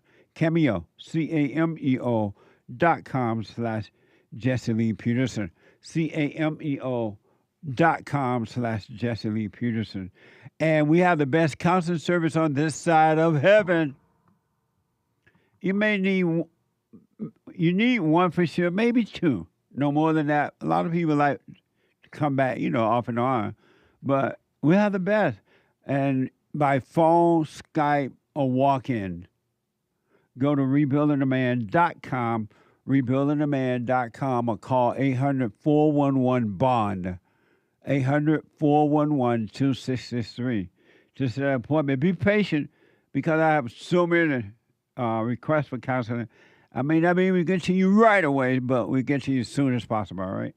Just set it up, and if someone cancels or reschedule, we will let you know. And don't forget to donate to Bond. We're a nonprofit organization, been around 35 years now. And donate by going to rebuildingtheman.com/donate. All right? Or hit that, scan the QR code to support Bond. Scan that QR code to support Bond. Or you can mail it in at P.O. Box 35090. Make sure to check our money order out to Bond. All right? 35090, Los Angeles, California, 90035. Thank you for helping us to help others. Let me go to ELLIOTT, our first-time caller out of Minnesota. ELLIOTT, you are on the air. It is so, first and foremost, it is so good to hear from you, sir. Oh my goodness, I've been a big fan of you and your show. Amazing, thank you. Yes, sir. And first of all, I just wanted to say, I'm calling all the way from St. Paul, Minnesota, if you could believe it. That's amazing. Yes. So the question, because first of all, I just wanted to let you know, like you, I am a fellow conservative of color, man. Are you and black? Let me tell you something. Yes, I am. You black? What you doing in Minnesota? Your guess is as good as mine. They have black people up there? Well, I mean, we produced Prince, didn't we? You did what? Well, we gave the world Prince, didn't we? I mean, yeah. That's right. Oh, and George Floyd is from there too, right? Yeah, Well, because I have to say, Jesse, ever since seeing your YouTube clips, I mean, like you have become one of my personal heroes. Like you, Byron Donalds, Wesley Hunt. I can name so many. I can name so many fellow, black conservative men. So yes, so to get on with it, the question I have is I'm an outlier. I'm actually an outlier in my family. So I'm the only one that's like actually conservative. Everybody else in my family is left leaning, or at least right. It's like that in most of the black families. You're right about that. Yes, sir. It is. And you know what? Like, in spite of all that, I love my family as well. Yeah. I mean, I presume many people do. And I've always been, I've always been a proud patriotic American. And only in the last few years I've been able to openly express that. I think in a sense I'm kind of coming out of my shell. Why were you afraid to say that before? Well, I mean, I think what it was is, what it is cultural conditioning. Meaning what? And like the stuff I kind of grew up with. I grew up thinking that black folks ought to vote this way because that's all I've ever known for so long. Oh, okay. Are you is your family Somalia or American black? Well, American black. Although we have West Indian roots, I'll tell you that. Oh, okay. My family, I'm the son of a naturalized citizen. Naturalized citizens. So how do your family treat you now, and how do you deal with it now that you're more open about being conservative? Well, I mean, it's one and all the same. I mean, they don't love me any less. Oh, okay.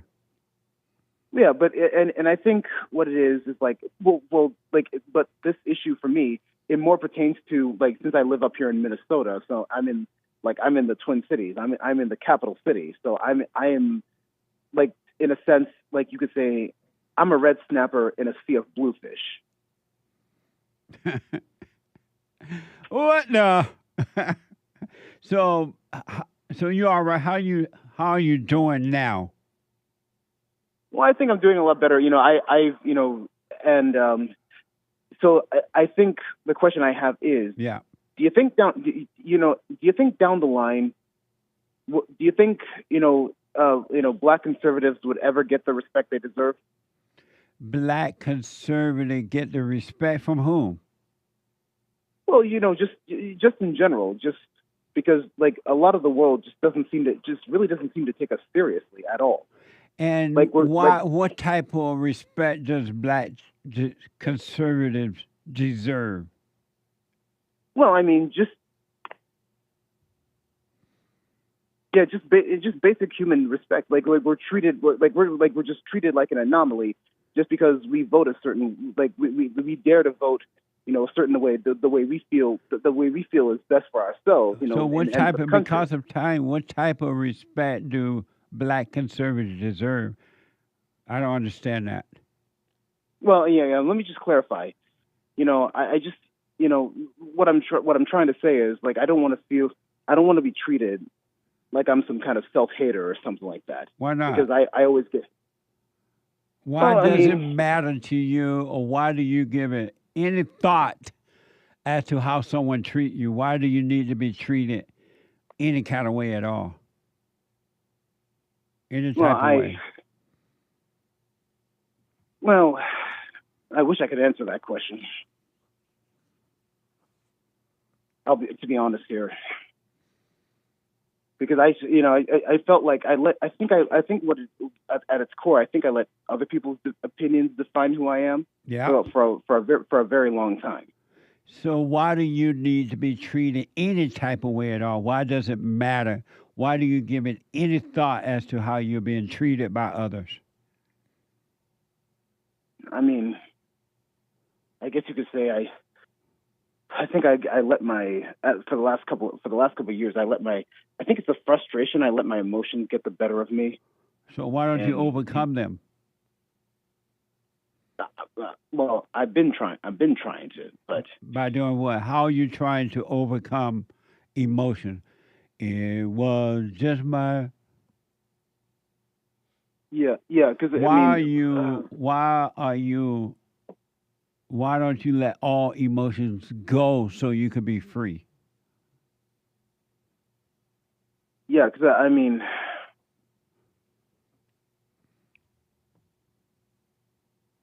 I guess I was doing it on my own. I guess I was, you could say in a biblical sense, I was leaning more on my own understanding rather than, trusting God with all my heart. So Proverbs 3 verse 5. Now that you know that, why don't you drop all emotions and trust God?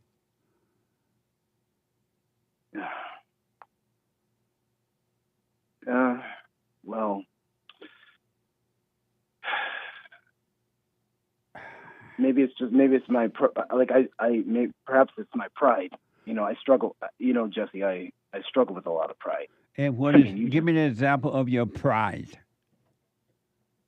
Well, one, I mean, like for example, whenever it comes to my girlfriend and I, at the very beginning, when we started dating, I'll tell you this. I had trouble maybe listening to her because I felt like I was just and just feeling that as though there was nothing wrong with me. It's because she's I felt I felt at times like she was being too much just for expressing her basic needs, her emotions. It's and I don't know. It's just like my pride was telling me that you're on the one hand it's like you're perfect, you're fine as you are, and then on the other hand, I don't know if I told you, but I do struggle with self-worth, as it pertains to that. What does that mean, self-worth? How much do you worth now? What worth? Yeah. Because because I what I is think self-worth? Yeah. Let me for a long time I've called it self-worth, but then I realized, I'm beginning to realize is that of what to recognize who in whom my worth lies. It's rather than just placing it on meaningless things, placing it on meaningless merit. So let me ask: so you get with this? You still dating this girl? What's that? Your girlfriend? You still with her? Yes, I am. So you got with her, and then at first it sounded like, and if I'm reading it wrong, you can correct me, of course. It sounded like you didn't want to hear all her problems, and then pretty much, yeah, pretty much. And then what happened? Well, then I began. But then we've been she and I what we do is we've been going to church together. Even then we've been going to each other's church homes. Because she too is also a believer like I am. And it's caused me,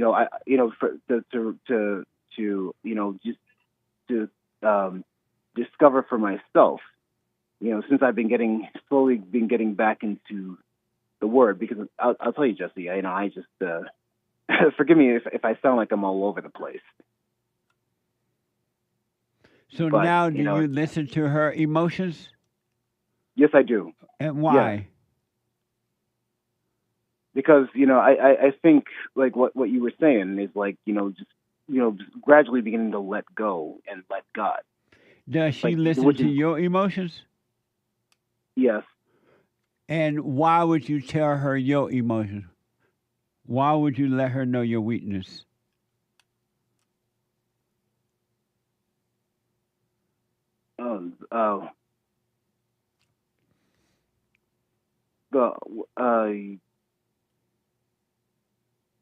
I mean, that to be honest, that even now it's just to show her. In my own mind, it's to show her that I care. Care about what? How that showing her you care? You showing her your weakness, your emotions. How that showing her you care?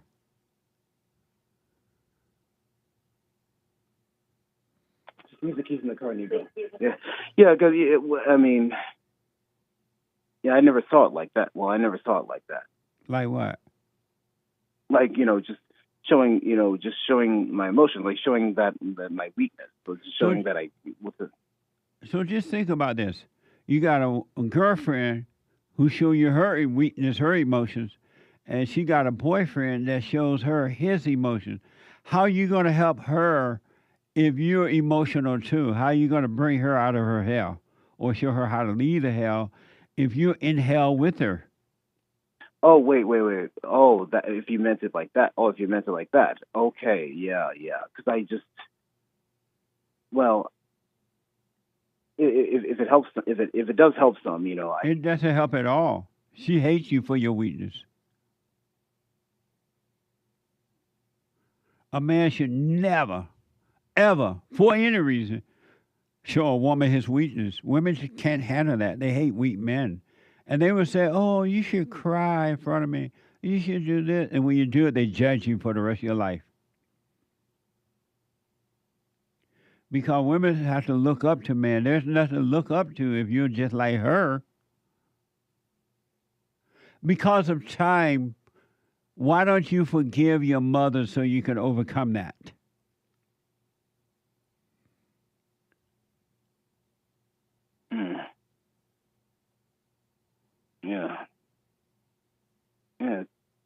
It's quite profound, Jesse, and I really hadn't thought of it like that. Speak up. Well, I never thought of it that way. How old are you?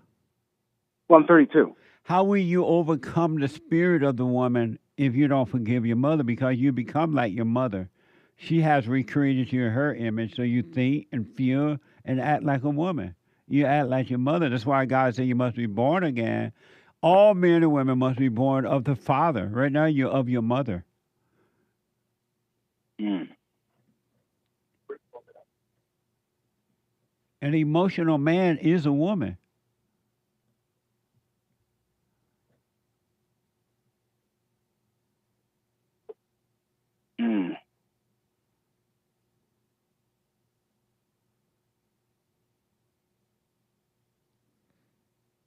So your advice is don't be emotional at all. An emotional man is a female. He act and think just like a woman. He feel good, then he feel bad. He feel angry, then he feel happiness. He feel and think like a woman. He's not himself. That's why he must be born of the Father. You're not born of the Father. You're of your mother still. She has recreated you in her image. Turn you away from your father. Now you identify with the female spirit. And the woman you with is your mother. You don't even know how to handle her because she's the mother, you're the boy.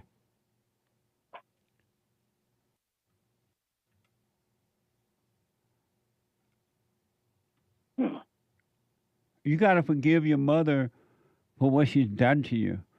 And don't ask her for forgiveness. Mother, I am sorry. Once you see that you have this anger toward her, she irritates you or whatever, or she spoils you. Mother, I'm sorry for resenting you. You recreated me in your image. I know now you can help it. And God will forgive you. And even if she blame your daddy or she blame you or whatever, let her say what she want. God will forgive you. He would take away the spirit, the mindset, the emotions, the thinking of the female, and will give you his thinking. Mm-hmm. But you got to forgive your mother. You're just like your mama, man. What the?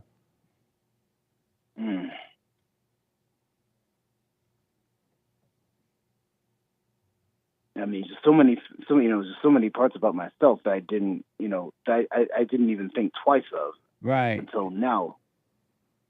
That's why you got to get to know yourself. God said to know thyself. The beginning of freedom is to know thyself. Most people don't know themselves, so they have no idea what's really happening inside of them.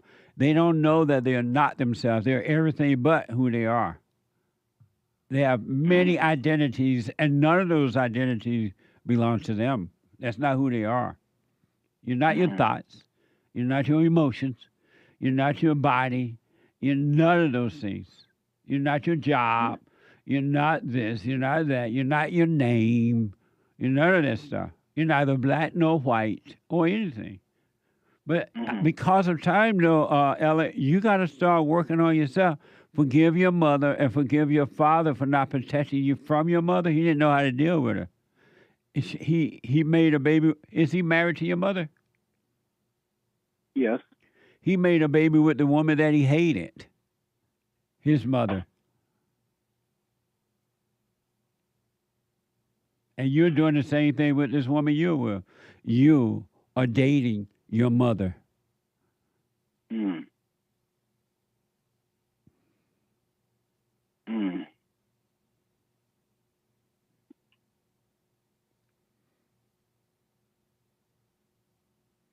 A man should not have psychological, emotional fear. Fear is not from God. No, it's not. No, it's not. But you don't know that because you have fear. Mm.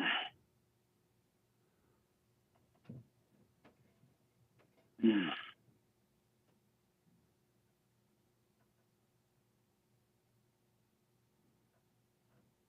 It feels like all this fear is just it just has been uncovered, and I didn't even realize it was there. Yeah. Absolutely. That's why you got to know yourself. You'd be surprised what you're going to find. Right.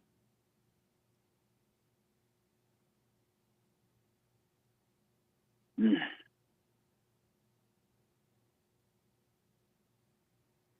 Well, Jesse, I truly thank you. Well, start working on yourself.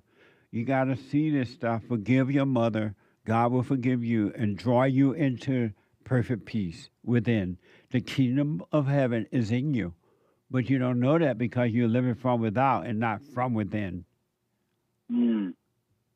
You go to church, but that ain't doing you no good. It's just building your ego. You learn it about the Bible.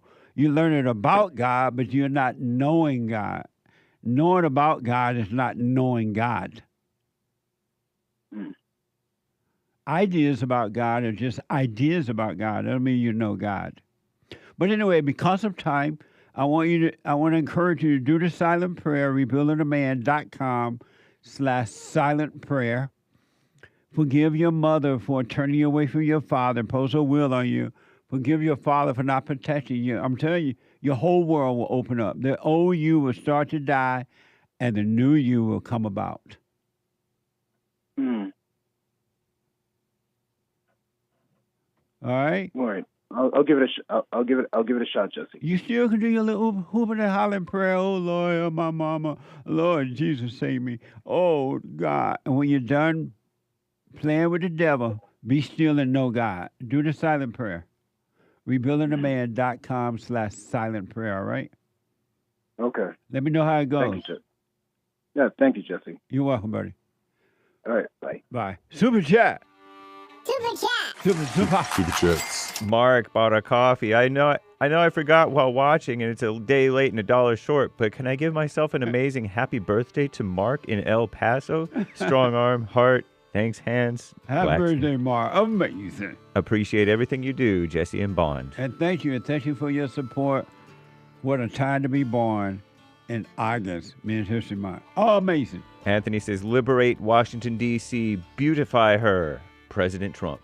Right on. Making D.C. great again. Indeed. How are we going to get fat without free snacks? Asks Anthony. That's we'll, right. We'll have to read the rest later. I wonder. I got to take a break. The hate news coming, not the fake news. One more hour to go. Back to your calls and super chats in a minute. The hate news, not the fake news. You know, I'm 32 years old now, and I've been clinically depressed since I was 17 years old. And ever since I started listening to you a couple of months ago, bro, I don't even need to hear the word depression. I don't even care about that because that's not anything that I identify with anymore. Nice. I'm 100% cured. I'm 100% better because I've been listening to the Jesse Lee Peterson show, and I can't even begin to tell you how much I appreciate you. And I just can't even, begin to tell you how much I really appreciate the things that you're doing for young men. Young men need to hear this. And young men need to know this message that you're delivering because it's important. It's vital to their lives, Jesse. I just wanted to let you know that, man.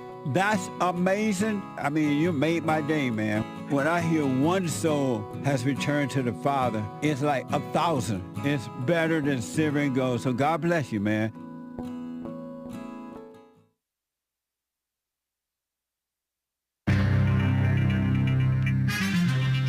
Some serious mess going on in the world. Target had a parking lot shooting over in Austin, Texas. Did you hear about that? I guess I'm just sort of barely heard about it. And there's something nice. A heritage Foundation. Sometimes they're a mess too, but their economist is Trump's pick for the Bureau of Labor Statistics. Remember, he fired that short-haired, liberal-looking woman? Liberal-looking, I don't know if she's a liberal. Whom he accused of rigging the numbers against him with the labor statistics thingamajigger. And an old-timer tore his Achilles, a Hall of Fame pitcher guy. He tore his Achilles, 55 years old. Be careful, guys and gals. And a $50 million reward, did I read that right? For the arrest of Nicolas Maduro? Not to be confused with Nicolas the Anchor Baby, okay? Don't arrest Anchor Baby. Anyway, and Pope Leo didn't put out an Instagram IG prayer for Gaza or something like that. That's nice, I guess. And this is the end of hour 2 already of the Jesse Lee Peterson Show. It's Country and Western Tuesday, Men's History Month, August 12th, AD 2025. There is one line open. You can call in right now, even during Hake News, Not Fake News. Get on hold to get on air with JLP. All right? And after the Jesse Lee Peterson Show, the Hake Report, and then American Anchor Baby. Very nice. Make sure you check them out. You can go to jesseleepeterson.com/show to find the links to JLP, Hake, Anchor Baby, even Punchy.tv. Nice. Commie Nonsense Network, CNN reporting about the SNAP, the food stamps requirements for the first time. I was telling you about this last hour. Parents of dependent children over the age of 14 will have to work, volunteer, or participate in job training at least 80 hours per month. Ooh, that's like half time of like 40 hours a week, right? Maybe less than that. Anyway, like kind of half-time, part-time, half full-time, part-time. The law requires also adults between the ages of 55 and 64, veterans, people experiencing homelessness, communist buzz phrase, and former foster care youth also must meet the mandate. Other recipients are expected to see a decrease of their monthly assistance, so said the Congressional Budget Office. Very cool. And a gunman, I call him gun male, not a man, opened fire in a Target parking lot. Target's this big old degenerate store. I don't know if it's so degenerate anymore. Maybe they repented. But in Austin, Texas, and beautiful liberal Austin, Texas, on Monday afternoon, killing at least 3 people, including a child. Oh, the children. We don't care about the adults, only the children kidding around. 2 of the victims died on the scene, and a third declared dead at the hospital. Authorities said a 4th person treated for non-gunshot-related injuries. According to Austin Police Chief Lisa Davis, sounds like a woman. The suspect allegedly stole a car from the parking lot, crashed it, and hijacked a Volkswagen from a dealership. It doesn't sound like a white mass shooter, but it might be. I don't know. I haven't looked into it at all. Officers captured him about 20 miles away. Maybe he was white. This Lisa Davis woman said. Although the suspect has not been publicly identified, at least not as of the writing of this report, police described him as a white man. Oh, Lord, eat my words. Hake, white man in his 30s, so-called white, anyway, with both a mental health history and prior criminal offenses. Terrible. It wasn't me. It's not immediately clear what led to the shooting. Monday's shooting comes just over 2 weeks after an attack in a Walmart parking lot in Traverse City, Michigan, in which 11 people were stabbed. Pardon the hand motion. Terrible. President Trump nominated an economist who has worked at 2 conservative think tanks, including Heritage Foundation, I think, to be the head of the new head of the Bureau of Labor Statistics. E.J., letter E, letter J, and Tony, outspoken critic of the Bureau of Labor Statistics. Very nice. I'm James Hake. Now back to JLP. Hour 3.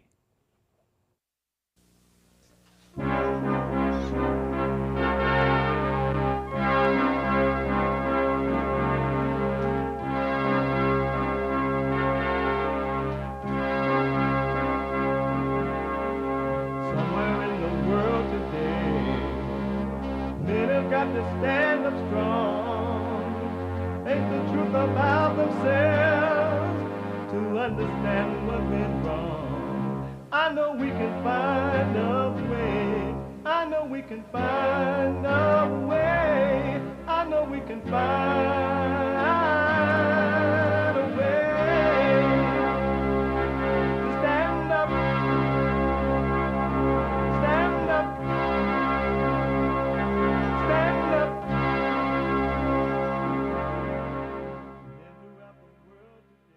Uniting the races with truth instead of dividing them with lies. We're also rebuilding the family by rebuilding the man. Good morning again. It's the third hour of the show. You can get involved by calling 888-7753-773. 888-77-JESSE. Jesse. Jesse, and my biblical question, what's the difference between the facts and the truth? What's the difference between the facts and the truth? Amazing question, huh? Amazing. We have every way that you can watch and support the show listed on JesseLeePeterson.com/show. JesseLeePeterson.com/show. And you can listen to the show as it is happening. If you're too busy to sit and watch and listen, you can listen on your iPhone, iPad. You can podcast, but no matter where you are and what you're doing, you can be listening to the show on your iPhone or iPad. He made it possible. He made it possible for the sun to shine. He made it possible that through him you'll have peace of mind. I got love and I've got joy, but most of all I have the Holy Ghost. I thank God He made it possible. Oh, thank you, Lord. Amazing. You can be listening on your iPhone or iPad by calling the listen line on TalkStream Live at 605-615-4131. 605-615-4131. And to donate and have your comments read out loud, go to Buy Me a Coffee. BuyMeACoffee.com/JLP Talk or Bond JLP Cash App. It's Tuesday. And every Tuesday, is Country and Western Tuesday. Bring back, oh, bring back my country to me. Bring back my country to what me. dog? Who let the dogs out? Amazing.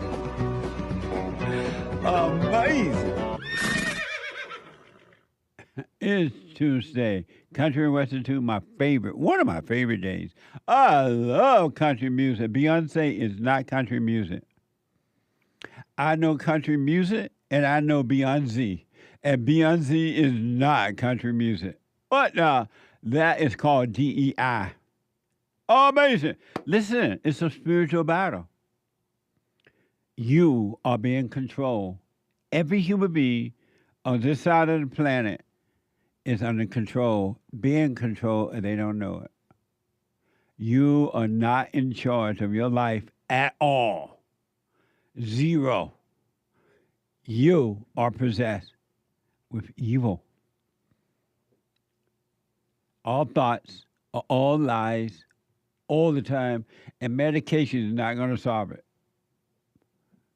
It's not going to solve it. You got to overcome it. ABC is reporting Here's a perfect example of being controlled by evil. When you're shy, you're controlled by evil. We have fear, jealousy, strife, insecurity, want to be like other people, revenge, resentment. You're evil. Fear, loneliness, looking for love, emptiness. It's because you're evil. You're separated from truth, from love. ABC is reporting. ABC News. I don't know if y'all heard about this. 3 people are dead following a shooting at a Target store in Austin, Texas. According to the police, a suspect has been detained, police said. Watch this from ABC News. There was an active shooter situation in the parking lot outside of that store. Austin police officials have just confirmed that 3 people were shot and killed. A 4th person was injured in this. It's unclear if they were shot or not, but they are expected to survive. They have a male suspect in custody, Austin officials say. They describe him as a 32-year-old man with what the chief of police, Lisa Davis, there says is a, quote, mental health history. A child is among the 3 wounded there, again, according to the Austin chief of police. Police say they have no understanding right now of motive. It is unclear if this was a random act of violence or a targeted shooting. Amazing, huh? Oh, amazing. Here's the latest report on the shooting, and still there's no image or name mentioned. I'm just wondering out loud. I'm not saying that he was. I wonder if he's black. Because if it had been a white man, don't you think we would know that by now? Maybe it was not. I'm just wondering out loud. Watch this from WKRN. Nickel Mark, that gunman opened fire in the parking lot of that Target in North Austin, killing 2 adults and a child, then stole 2 cars during his getaway, but this morning he is in custody. Austin police now identifying that suspect as a 32-year-old man with mental health issues. This is the scene where he opened fire just after 2 o'clock yesterday afternoon. Police say he then hijacked a car from that parking lot and crashed it into this tree, then stole another vehicle from a car dealership. Police finding him 20 miles away on the other side of the city, then using a taser to detain him. This morning, police are still investigating a motive. Amazing, huh? If ever we need the Great White Hope, we need him in Tennessee, too. We need him everywhere. We need him in Texas. That was Texas.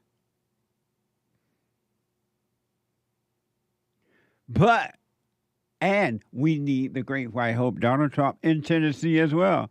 He's in Washington, D.C., making D.C. great again. And I think rumors has it that he's going to straighten out Chicago, California, and other areas. Mr. Great White Hope, they call him king.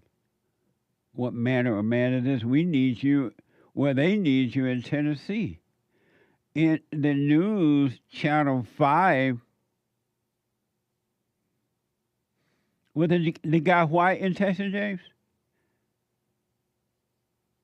CNN is reporting he white? Per the police? Okay. Oh, amazing. I have to wait to see because it takes a long time. Because normally when you're white, they know you right away you're white. A white bread killed this. But anyway, we need the president down, well, they need him down in Tennessee as well. News Channel 5. A suspect is dead after a customer opened fire during an attempted ATM theft at a Murfreesboro gas station early Friday morning. Police say 3 suspects tried to steal the ATM. Watch this from News Channel 5. Unreal. People are crazy. They really are. And they'll do anything for money, it seems like, anymore. Murfreesboro residents reacting tonight after that attempted ATM robbery turned deadly. Police say 3 suspects were trying to steal a gas station's ATM when a customer pulled a gun and shot one of them. And why police think this could be tied to a similar theft months ago. The 7-Eleven Exxon on East Northfield Boulevard is a popular gas station for the people of the borough. According to police, 3 theft suspects attempted to steal an ATM around 5 a.m. using a sledgehammer to smash through the glass. Well, when officers arrived, they found the windows of the business busted out, a guy wire around an ATM that had been pulled off its base, and one person that was deceased outside the building. Police say the man who died was one of the suspects. One of the customers actually displayed a gun and fired at those individuals who were attempting to steal the ATM. Of course, he struck one of those individuals and killed him. Investigators are also looking into whether this is connected to another ATM theft that happened 8 months ago at a different 7-Eleven on South Church Street. In that case, the thieves were caught on camera. Locking in nose. You steal the whole ATM? What the? The love of money is a mess. And one last example of why we need Donald Trump all over this country, cleaning up the mess, making America great again. What manner of man is this? The wind and the sea obeys him, and they call him king. They have king rallies. They call him daddy. They call him amazing. The whole world obey him. We need him down in Memphis, Tennessee's neighborhood as well. Well, they need him down there. WREG is reporting a plan to build a new jail in the North Memphis neighborhood of New Chicago is getting pushback from people in the community. Watch this. Jail in New Chicago, and we'll take that all the way to the Supreme Court. A new jail in North Memphis neighborhood getting pushback. Earlier this week, Shelby County leaders looked at a new plan to build a Shelby County Justice Center in North Memphis. WRG's Queensville Wilborn spoke to people who expressed their concerns today. No justice, no peace. Don't put no jail on this street. Frustration spilled into the intersection of Firestone Avenue and Moorhead Street in the New Chicago community. To have a jail put in New Chicago when you have disinvested this community for over 50 years is really disrespectful.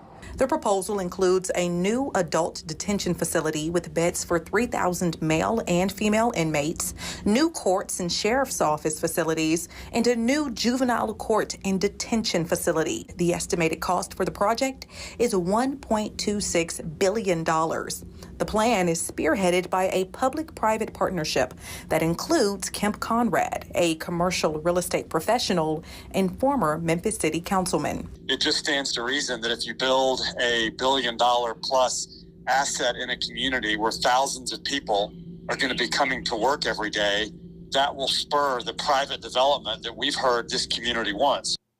Well, that's the problem. Black people don't want no job. Those jails and prisons may bring jobs. What the? They may have to go to work. They don't want no jobs down there.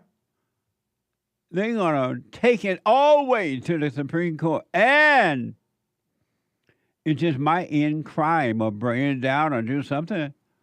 Black people don't want no peace in their community. Is you crazy? I dare you bring jobs in this area, Mr. President.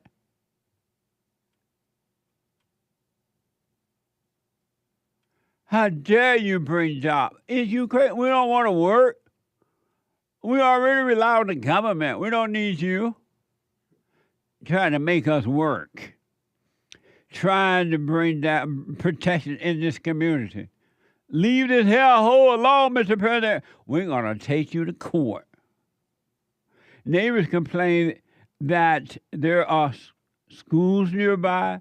The jail would bring crime into the area, and that they were not informed about the jail development like they need to be told. WREJ. Watch this. However, people in the community say that while they want to see development, they don't want to see a jail in their neighborhood. That's right. I am just appalled that they would make the decision to put a jail in a you neighborhood might end that up has putting an all the elementary blacks in there. school and a high school just a block away. If you put a jail in New Chicago, you have hard criminals coming here. Carnita Atwater is an advocate for the community and says many residents did not learn about the proposal until after it was presented to Shelby County commissioners. If you want to do justice to our community, you meet with us before you try to make your plan. Somebody needs to tell these black females to go sit down. Where the men? Make those women go sit down. They don't know what they're talking about.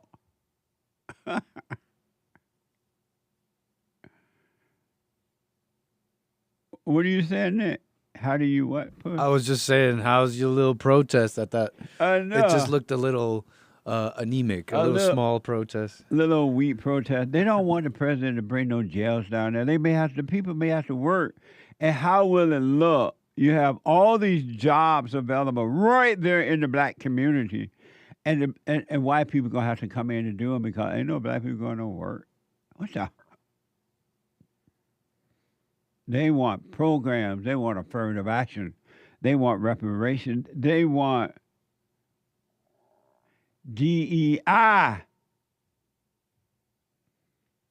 They don't want that to work. They don't want you. What a mess. 888-7753-773. If ever we needed you, Lord, we need you now. Let me go to first time caller out of North Carolina, Jason. Jason, you are on the air. Hey, Jesse. Hey, Jason. How's it going, man? First of all, that guy, I'm a little further out. Charlotte is over here from the East Coast. We hear you loud and clear. Hey, I'm the Basement Patriot. I've been listening online for a couple months now. Oh, amazing. Yeah. Oh, amazing. All my friends say it now. I got everybody saying it. We love it. It's great. I just wanted to say, man, the silent prayer, dude. That when I first heard about that, it just triggered something. And I grew up in church. I've been in church, my mom and dad. That's a big long story. I can tell you another time. But my mom, she didn't turn me from my dad. She kind of saved me from my dad. And yeah, God gave me a stepdad that was amazing, just amazing. Actually, he died a couple of years ago. I had to bury him. Had to bury my own dad. It was pretty. Your stepfather died or your real father died? Yes, my stepfather. My real father is alive. Oh, okay. And we have a wonderful relationship. What do you mean your mother saved you from your dad? My dad was in a frame of mind that he needed to hear your radio show 40 years ago. He needed to hear this message. He had no idea. What do you mean she saved you from him? He was a wreck. He was a mess. How do you know that? Man. Well, first of all, his own account. I've got an account of life back then. My natural mom and my natural dad separated when I was really young. She basically snatched me up and ran because she was afraid that the state was going to take me from everybody. And she was afraid that who were going to take you from everybody? The state. So your mother took you and ran away from your father because she was afraid your father going to take you from her? No, not that he was going to take me from her, that he was going to do something stupid that would get me taken from both of them, and she didn't. I don't understand what you're saying, Tony. Because of time, Jason. Yeah. So, like, your father and mother separated, right? Yes. And you say your mother saved you from your father. In short, if you can say, how did she save you from your father? That doesn't make sense.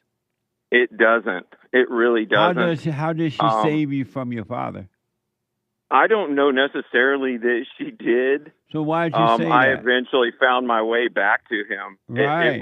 It didn't take me long before I realized. And at the same time, I had a stepfather who was extremely good. But why did you say your mother saved you from your father? Well, my mother made the judgment call that my father was not, I would say, behaving responsibly. What gives her the right to make that decision about him and then take his son away from him? I don't know. I have not the slightest. And that right there caused root bitterness towards my mother for years. And I've been fighting with her for just decades. And when I started when I heard about, what was actually going on, because I'm 50 years old. I've been through hell. I'm not kidding you, hell beyond what you can imagine. Those two callers you had earlier, Adriana and Elliot, I prayed for them because they're, God's working with them. And why haven't you asked your mother, have you gone and forgiven your mother for taking you away from your father? Oh, yes. Yes, and why didn't you ask her what made her think she had the right to take you from your father? Why haven't you asked her about that? I still have not gotten a straight answer. So you've asked her? Yes. Oh, yes. And what did she several say? times. Well, I was doing what I thought was best for you in the situation. And she did what was best for her. What she thought was for her. It wasn't for you. To take you from your father is not a good thing, man. I know this. I know this now. Growing up, I didn't, and it caused a lot of bitterness and it caused a lot of rebellion in me. But yeah, have you but forgiven I've your forgiven mother? her. I have. Oh yes. You told her. That's where I'm at now.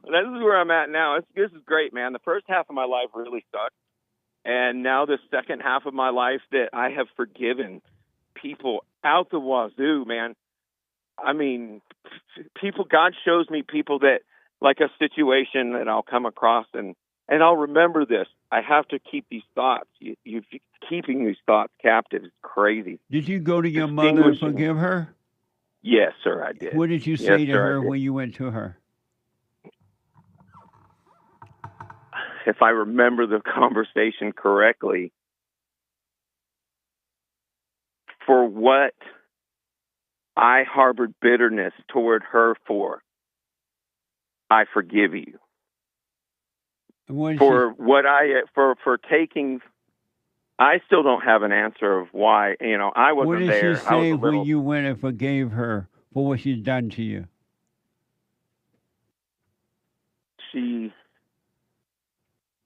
Jace, I love you. Kind of. She was my mom's very understanding, but she's very strong. She's a strong-willed. My whole mom's side of the family was very strong-willed people. What did your mother say when you went and forgave her for taking you away from your father, screwing up your life? Say again. What did you say? What did she say when you went and forgave her for taking you away from your father?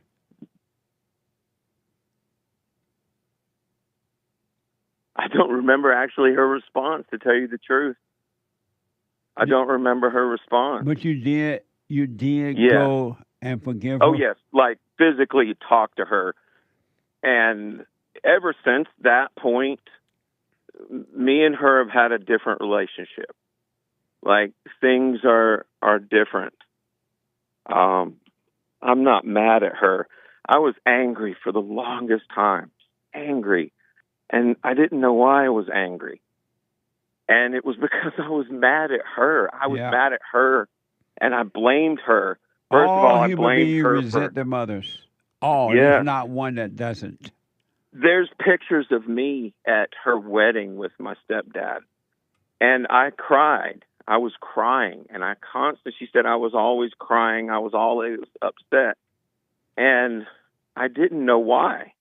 I don't remember that because, I mean, clearly that was trauma that I was a kid. I was like, in the pictures, I had to have been no more than 2, maybe.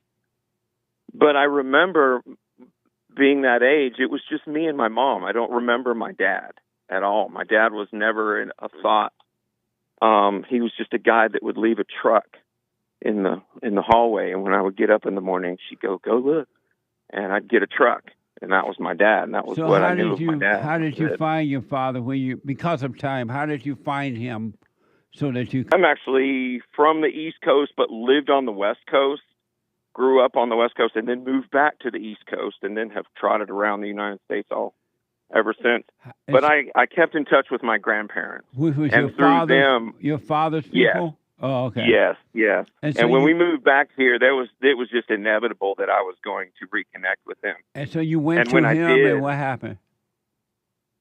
For a while, it took a long time because he lived up in another state, and so I didn't get to talk to him very often. His wife that he was married to at the time was a real mess, and they've since separated. And since that happened, he had God had put the brakes on his life and had a debilitating emergent medical thing, and that shifted his entire life. And because of that, it brought him closer to where I was at, and it brought actually me and him together. And now we have it's beautiful. I mean, that's all I can say, man. Nice.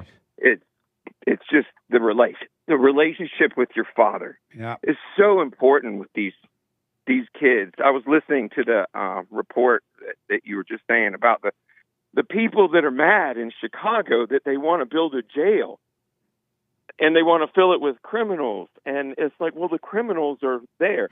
You have to change the mindset of the people. The mindset of the people are warped in this entire country, and it's evident, and it starts in the home. It really does. It really does. It starts with forgiving and then reconnecting with your father, and for time. For the sake because of that, stay with the silent prayer, and no matter what happens in life at this point forward, stay with the prayer. Practice staying present, rather than where God is. God is always right here, right now. Rather than being lost in your head, think about the past or the future, which is an illusion. It doesn't exist. And you haven't seen anything, man. It's going to get better. All right. Yes, sir, man. And hey, before I go, can I give a shout out to the chat? Everybody in the chat, they're my church family. I listen to you every Sunday. The one Sunday I missed, I had to work and I missed it. You had Yay showed up at your church. I couldn't believe it. I was like, the one Sunday I missed Yay. Well, you can podcast the show too. So. Yeah, I did. I watched the whole thing. Right. I watched the whole thing. It was great. Well, stay with us. Stay with us. Stay with us. All right. I'm going to get me some Punchy's coffee, too, man. I'm a big coffee fanatic. Oh, good. Oh, good. Yeah. All right, Jesse. God bless you, man. Have a great day. I'll talk to you soon. Oh, amazing. Thank you, buddy. You too. Amazing. The treasure chest is now open on D-Live, and then stretch off on Pure.net. 888. Thank you, Jason. Stay with it, man. 888-7753-773. A quick break. Back in a moment.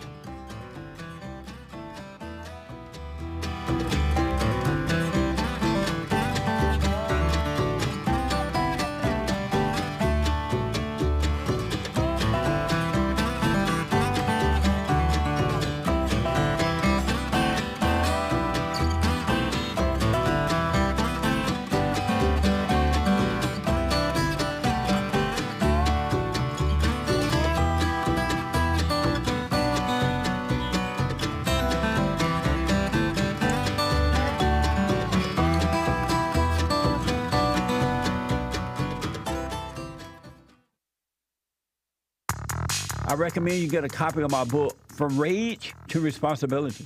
I write about how the spirit of anger was taken away from me 29 years ago. I forgave my mother who tried to turn me away from my father, and I returned to my father, and through him, my father on earth, and through him, I was able to return to God. No man or woman can return to God unless you go through the Son. And men are sons of God. They may be weak, pathetic examples of it, but it's the spiritual order of life. God in Christ, Christ in man, man over woman, and woman over children. So get from race to responsibility. I write about that. Go to my website, rebuildingtheman.com for an autographed copy, or call 800-411-BOND. And donate to my nonprofit, Bond, the Brotherhood Organization of a New Destiny. We are rebuilding the family by rebuilding the man.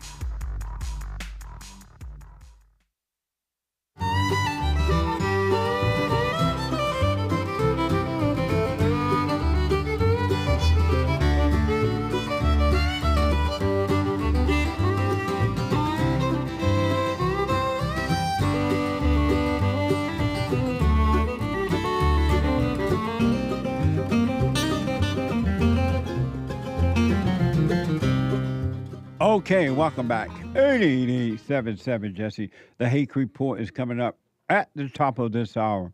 The Hake. If you have not seen the Hake Show, you're missing it. At 9 a.m., from 9 to 11 a.m. The guy with the good hair. And he's like wearing the biblical question, I think. What's the difference between truth and facts? I mean, facts and the truth? Right. You have a T-shirt there, huh? That's right. On the hatereport.com. Great minds think alike, I guess. Evidently. Very cool. And so from 9 to 11, then the American Anchor Baby. Energy. I mean, you think Trump has energy? I'm starting to wonder if the Anchor Baby is the son of Donald Trump by a different mother. I don't know my dad. See there? That might be. And you're starting to look kind of Jewish with your hair like that. You're saying Trump is Jewish? He got the Jewish spirit. From 11 to 1 p.m., the American Anchor Baby. All right. On Sunday, I asked a question about a civil war versus I asked, is it possible that, I don't want a civil war in America, but is it possible to have one? And I think not. Versus a genocide. There's a genocide upon white Americans over in Africa, and that's happening right here in America too. White America under genocide. It's just not being said out loud right now in America, but that's what's happening. And so I asked, is it possible to have a civil war? I say no. It's not possible to have a civil war because it takes real men to have a civil war. Men have to, and we don't have men who can carry out a civil war. They're too emotional. They're too influenced by the spirit of the female spirit, their mama. So it's not possible, Hake, to have a civil war in today's America because we don't have the men for it. Here's another reason why we will never have a civil war in America. From Fox 8. The Red Dress Run. The Red Dress Run is an annual charity event in New Orleans where thousands of participants aged 21 and older dress in red attire, often dresses, and participate in a run. The event is known for its festivity atmosphere and charitable aspect. This is why we would never have another civil war in America. Watch this from Fox 8. Imagine thousands of men in red dresses chugging beer and calling it a workout. Welcome to the second Saturday of August in New Orleans. This is the Red Dress Run, where the only thing tighter than the dresses is the beer budget. Thousands of people descend on the French Quarter, rouged up and ready to celebrate. Accentuates all the curves. Very flattering. Right. You'll see a lot of shoe choices. Some will be brave with their heels. Some go just to match the outfit. It's a 2-mile run, and I use that word very very loosely through the French Quarter. And yes, hydration is taken very seriously. It's 21 and up, it's messy, it's fabulous, and every dollar raised goes to local New Orleans charities. It's a come-as-you-are event put on by a local running social club, the Hash House Harriers. And for 30 years now, people come from all over the world, and truly, little preparation is needed. I don't even know what to say about that. It's sad, really. How did the female spirit influence men to put on dresses and go do that? And then act like women in the dresses and the heels. No, you don't have to worry about it. Ain't no civil war gonna happen. Not in America today. We don't even have the men to do the civil war. 888-77. What a sad way to live. If it ever we needed you, Lord, we need you now. Come by here, Lord. Come by here. Nathan is a first-time call out of D.C. Nathan, you are on the air. Jesse, how you doing, buddy? All is well. Nathan, turn off your radio or something. Okay, I had to get out the job site. It was a little noisy in there. Can you hear me now? I can. Great. Two things. I have a girlfriend problem, and probably most importantly, I forgave my mother last night. Oh, amazing. How did that go? It went very well. It was actually short and sweet, and she appreciated it. And I went to bed, and I woke up this morning, and I actually do feel a lot better. Right on. I didn't know how much I needed it. Yeah, that's what every human being needs, blacks and everybody. It's that anger. They got to forgive their mother. They must be born of the Father. You're right. You are right. 100%. Yeah. My other thing is I have a girlfriend I've been with for 6 years now, and I'm quite certain that she's of the devil. She likes to argue and fight and call names, and I used to be that way also. Since about 3 years ago, I've corrected myself and been following Jesus. And I love her, and I want to stay with her. I feel bad for her. She has a horrible family. Her family takes advantage of her. She has a sick mom. She's not in the best health, and I feel like it would be devilish of me to believe her, even though she's of the devil, I believe. What is your suggestion? And so why do you say you love her? I don't know, Jesse. I do love her, but I don't know if I love her like someone loves their neighbor or someone should love a wife. But I do care for her, and I do love her. Why do you say you love? How do you know you love her? I don't know. I don't. So why do you say you love her? I don't love her. So why do you say you don't love her? I guess I just found out I don't love her. And how did you find it out? Well, because somebody guided me to call. I think the Lord guided me to call you today to find out that I didn't love her. So you're discovering right now that you don't love her? Yeah, I think it's a very good possibility. But why did you think you did love her? Well, because I was with her for so long. I had a drug problem. She was there for me. She's had 2 prior, a husband and a boyfriend that have passed away from drugs, and she stayed there with me. And I feel like I should stay there with her, even though I don't think she'll ever find Jesus. But why is that your concern at all that she find Jesus? I'm worried that if I go away, I'm going to have guilt because she's not going to be in the best shape. I know she loves me, but she also causes problems, and she knows that. But I'm afraid that maybe I shouldn't be thinking about myself and why about my do you guilt. think she loves you? Because, like I said, she's been there for me, and she showed me love. She has showed me love in the But past. where did she get the love from that she showed you? She must get it from Jesus, I would assume. But you said she was a daughter of the devil. How can she get love from Jesus? Well, I think people can be both. I used to be of both. I used to say. So you think I you was could serve all Satan right. and God? I think so. How's that not possible? Serve. No, not serve. I think someone could have the anger and the devil and everything in them and still serve God. How is that That's possible? If you're a child, Yeah, anyone that no, has it- anger or resentment are sons and daughters of Satan, of evil. How can you be a son or daughter of God and of Satan? You can't. So why you say that then? I don't know. I guess I was just confused. I think maybe I should just cut ties. What do you think? You live It with would this be better woman? for me. I'm sorry? You live with her?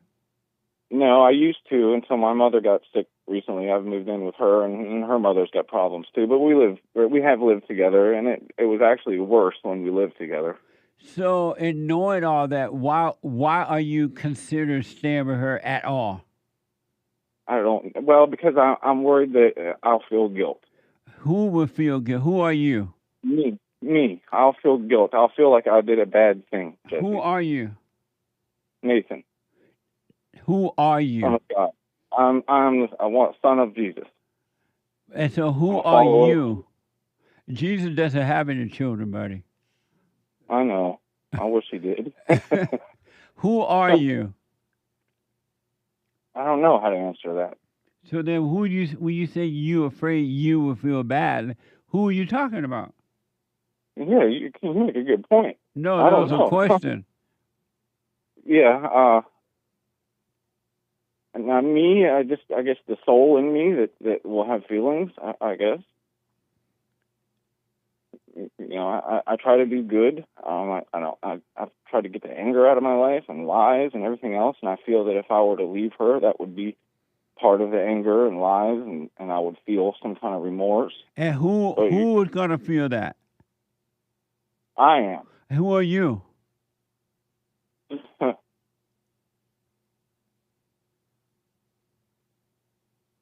I don't know, Jesse. So then why do you say I will feel that? Who are you talking about when you say I Nathan, will Nathan, feel? When you say Nathan, I will Nathan. feel guilty, who are you referring to? Nathan will feel guilty. That's your name, but who are you referring to? Who's going to feel guilty? Nobody. But who are you talking about? Why you think you will feel guilty then if you say nobody? Well, I that's why I called, Jesse, because I'm having some I guess some. You're giving me some light. I think. So I think I see what you're saying. now you stuck with your sick mother, Yeah. and she stuck with her sick mother. No. Yeah, she is. Yes. What a mess. Mine's a lot. Mine's a lot better. My life's not a mess. I come from a very great family. We own No, you didn't. You're nice full of home. anger. You're with I some know. woman that been married before, a drug addict, and a boyfriend. Yeah. And Yeah. your life has not been amazing. No, it hasn't. It is now, but it hasn't been. And it's not even amazing yet. It will be if you stay with it. Here's what I recommend. Do what you want. That you start focus on you. You're not in any condition to have children. Do you have any kids? No, sir. Okay. You're not in any condition to have a girlfriend or anything. You're lost. You need to work on you for now.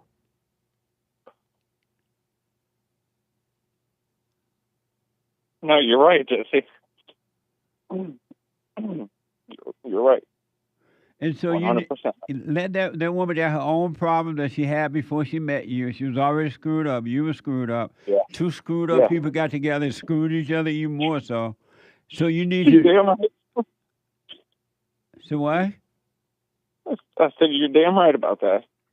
So now you need time for you to overcome this fallen state. Yeah. So forget about that woman. Do what you want, but I recommend you forget about her and you do the silent prayer. Practice being present so you can overcome evil. God would He would take it all away from you. Jesse, can you just in some very brief words? I know just because of time. Can you explain to me what the silent prayer is? I watched your video from about 4 or 5 years ago. On my lunch break, and RebuildingTheMan.com/silent prayer. It will show you how to calm down, let go, and let the truth take over your life. And the truth will destroy your ego nature. You're not your thoughts. You're not the emotions. You're not your body. You're none of those things. And right now you've identified with all of those things. And you got to surrender all of that to God, to the light. And the light will destroy the darkness. But you got to be still and let it happen. And the silent prayer will bring you to a point where you'll let go. Okay. Stop trying to save yourself or anyone. I'm going to take your advice, Mr. Jesse. Let me know how it goes. Hey, can I tell you a real quick PG-13 joke? Yeah. Do you know why black people are so tall? Because they run without shoes. No, it's because they're Negroes. Amazing. Have a blessed day, buddy. Thank you very You much. too. Thank you. Super chat. Super. Super chats. Anthony on Cash App. That's Bond JLP on Cash App. Excuse me, partner. No snacks in that there saloon. Nice. And he says, big bees. Kamala said, Thank you. I've got Bloody Marys. Thank you. Amazing. See you on Bought a Coffee. LOL. Lots of laughs. Jesse, I already noticed Hank and Anchor Baby have chest hair. Alpha males. I also know you have chest hair. You were explaining on your older show about how real men have chest hair. You're so right. It's very manly. Better time to bring that up than on Men's History Month. Right on. Heart Eyes 100. Lion's Mane. Yeah, men don't shave their bodies. But you know you got the female nature up to shaving your body. Nick bought 3 coffees. Thank you, Sion. Hey, Jesse, you can reach a new level of alpha male by taking a creatine supplement. Don't trust me. Do your research. Love your show. It's amazing. God bless. And I disclaim such comments. But thank you, Nick. Amazing. I appreciate it. Thank you. Gregatron bought a coffee. Jesse. I have good news and bad news. Which one do you want first? Both. The bad news is I went to the park and saw a father pushing a baby stroller by himself. What? No wife or girlfriend in sight. Beta dad. Beta. The good news is I saw a family of 4 at the park. Parents walking. Kids were on the bike and scooter. I call that an alpha family. What do you think, Jesse? Right on. I was driving down the road the other day. I think last Saturday. I may be wrong, but last Saturday. And I saw this Jewish family, the husband and wife, they had 2 little kids. And did I tell you about this? I don't think so. And so the 2 kids, one baby was in the stroller thing, and the other little child was holding on to the stroller behind, standing on. And they had a Mexican lady pushing the stroller. Nice. The husband and wife just slowly walking right behind them. And the poor Mexican lady got to push the big kid and the little kid that they got. The big kid was kind of big, but I was like, this is why they don't want you to go back to Mexico. Right. We need our help. Amazing. Thank you. Scrap the Planet says the facts are earthly, whereas the truth is of God. Sounds like a BQ response. Oh, responded to what's the difference between the facts and the truth. Thank you. I'll put my 2 cents in on Sunday. Uncle Ruckus, what's up with the 3-eye atlas? So-called asteroid. Was there 2 months away? Now it's 2 weeks away. Did it change speed? Are we about to be invaded? He asks. I don't know what you're talking about. Oh, yeah, there's some news about some comet or asteroid that's suddenly close, apparently. I don't know. But haven't we had asteroids before? Asteroids have been coming relatively close. Not that close. Yeah. Yeah. Thank you. Uncle Ruckus says Chinese Navy said how much turn signal I need to change 8 lanes. None. I turn now. Good luck, China Coast Guard. Thank you. Uncle Ruckus, Trump said he couldn't say where he was going to put the homeless. How about we get a newer Impossible Whopper at Burger King? Nice. Amazing. Whoa, I disavow. Anyway, Nikki bought Nikki bought a coffee. BQ. The difference is truth doesn't need agreement or understanding. If you think you got it, you have not understood a thing. Let truth arrive, let it depart, let it touch the stone we call the heart. What's the difference between the facts and the truth? Thank you, and I'll respond on Sunday. Thank you, Nikki. Kale says facts lack context. Truth is all encompassing. Thank you, Kale. Pastor Chatelain donated 111 gold pills on pilled.net, referring to Adriana in Texas.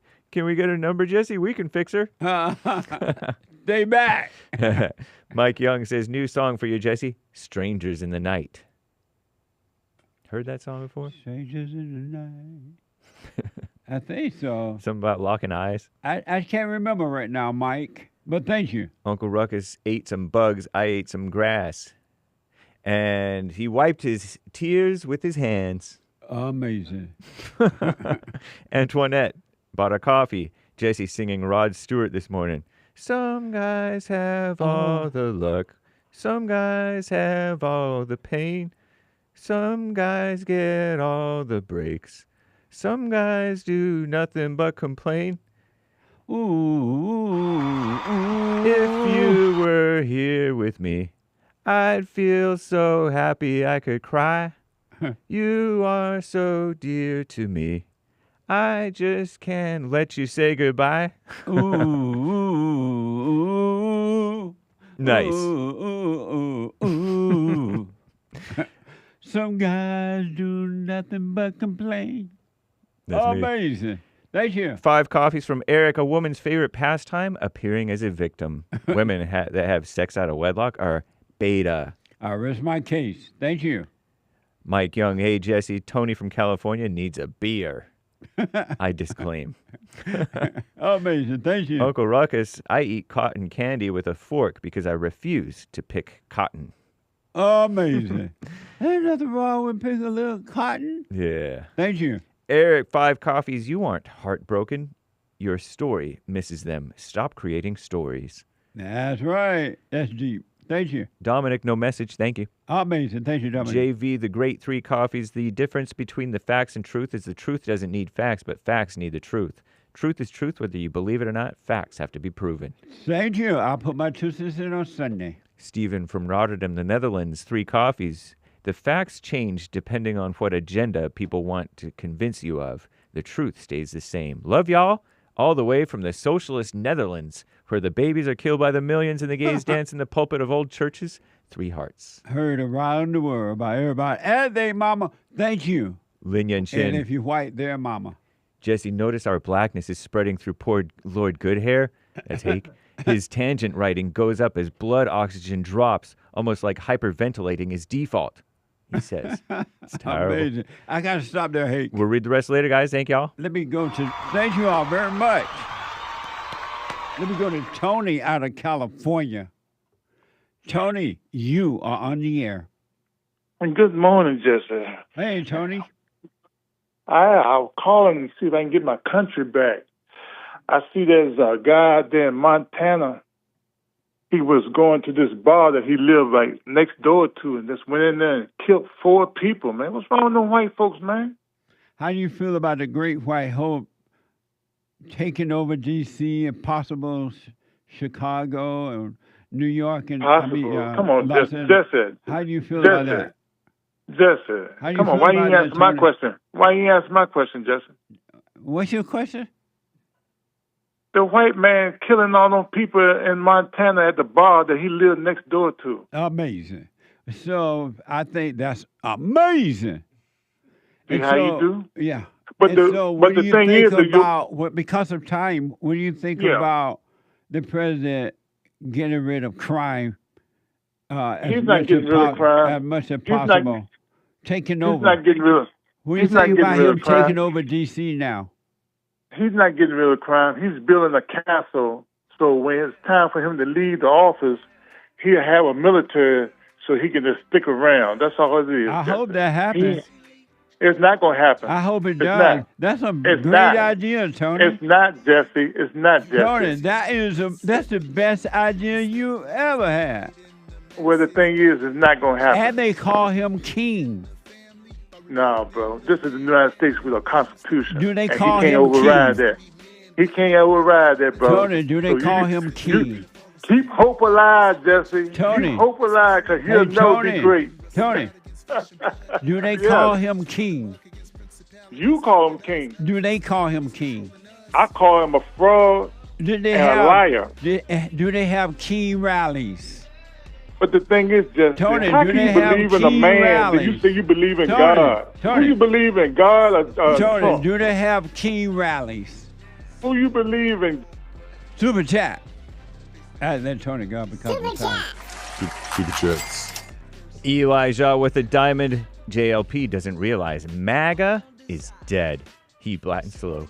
He black. Thank you. John, no message. Thank you, sir. Thank you, John. Shout out to Elijah, Games for Rec, Wolf 336-555-555-565, and the rest of the supporters over there on the D Live crew, as well as Age of Inversion, Pastor Chatelet. Chatelet says, "Hey, tard boy, can't get your nation back if you believe this nation was founded on racism's cope NPC." I rest my case. Nice. Thank you. You hear that, Tony? Right on. Nice. And shout out to the rest of the supporters over on pilled.net and Rumble and everywhere else. Thanks, guys. And I do believe that that's all for now. Thank you all. Amazing.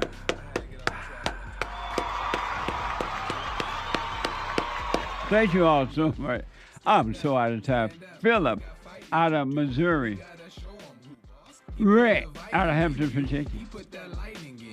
K. Vaughn out of California. And the caller just dropped there. I don't know who that was. Tomorrow is Manhood Hour. Listen, folks, you can overcome your misery or you can die in your misery. You can, well, you're not alive. Your eyes are open, but you're barely breathing. Anyone that has anger, anyone that has resentment is evil and separated from God. Satan is your God, whether you believe it or not. Anyone that has any iota of anger, Satan is your God. So go and forgive your mothers, forgive your father so you can be born of the Father, return to the Father. Men and women, do the silent prayer, rebuildingtheman.com/prayer, all right? Silent prayer, rebuildingtheman.com/silent prayer. I'll be back tomorrow if the Lord is willing and the creek don't rise. The hate report is coming now. And then after the hate report, the American Anchor Baby. Thank you for your super chats and everything else. Is it? We got them all? Right on. We got to them all. Thank you all. Bye.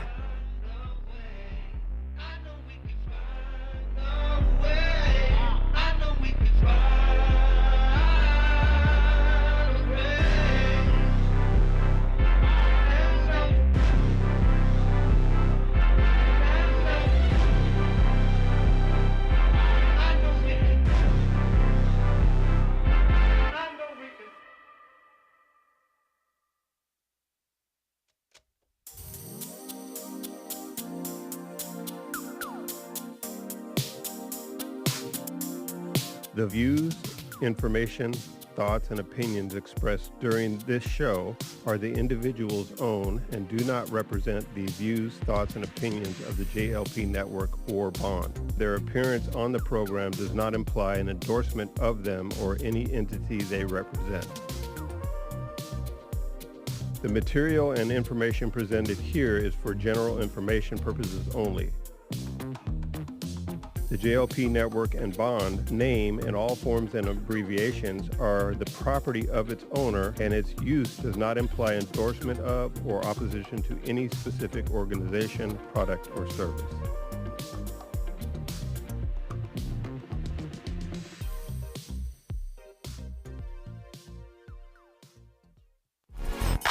So, here's what I recommend. I invite you to download my silent prayer. I know some people have called in and they wonder if the silent prayer is working. And I just want to take a second and to tell them that it works. You just have to stick with it. Yeah.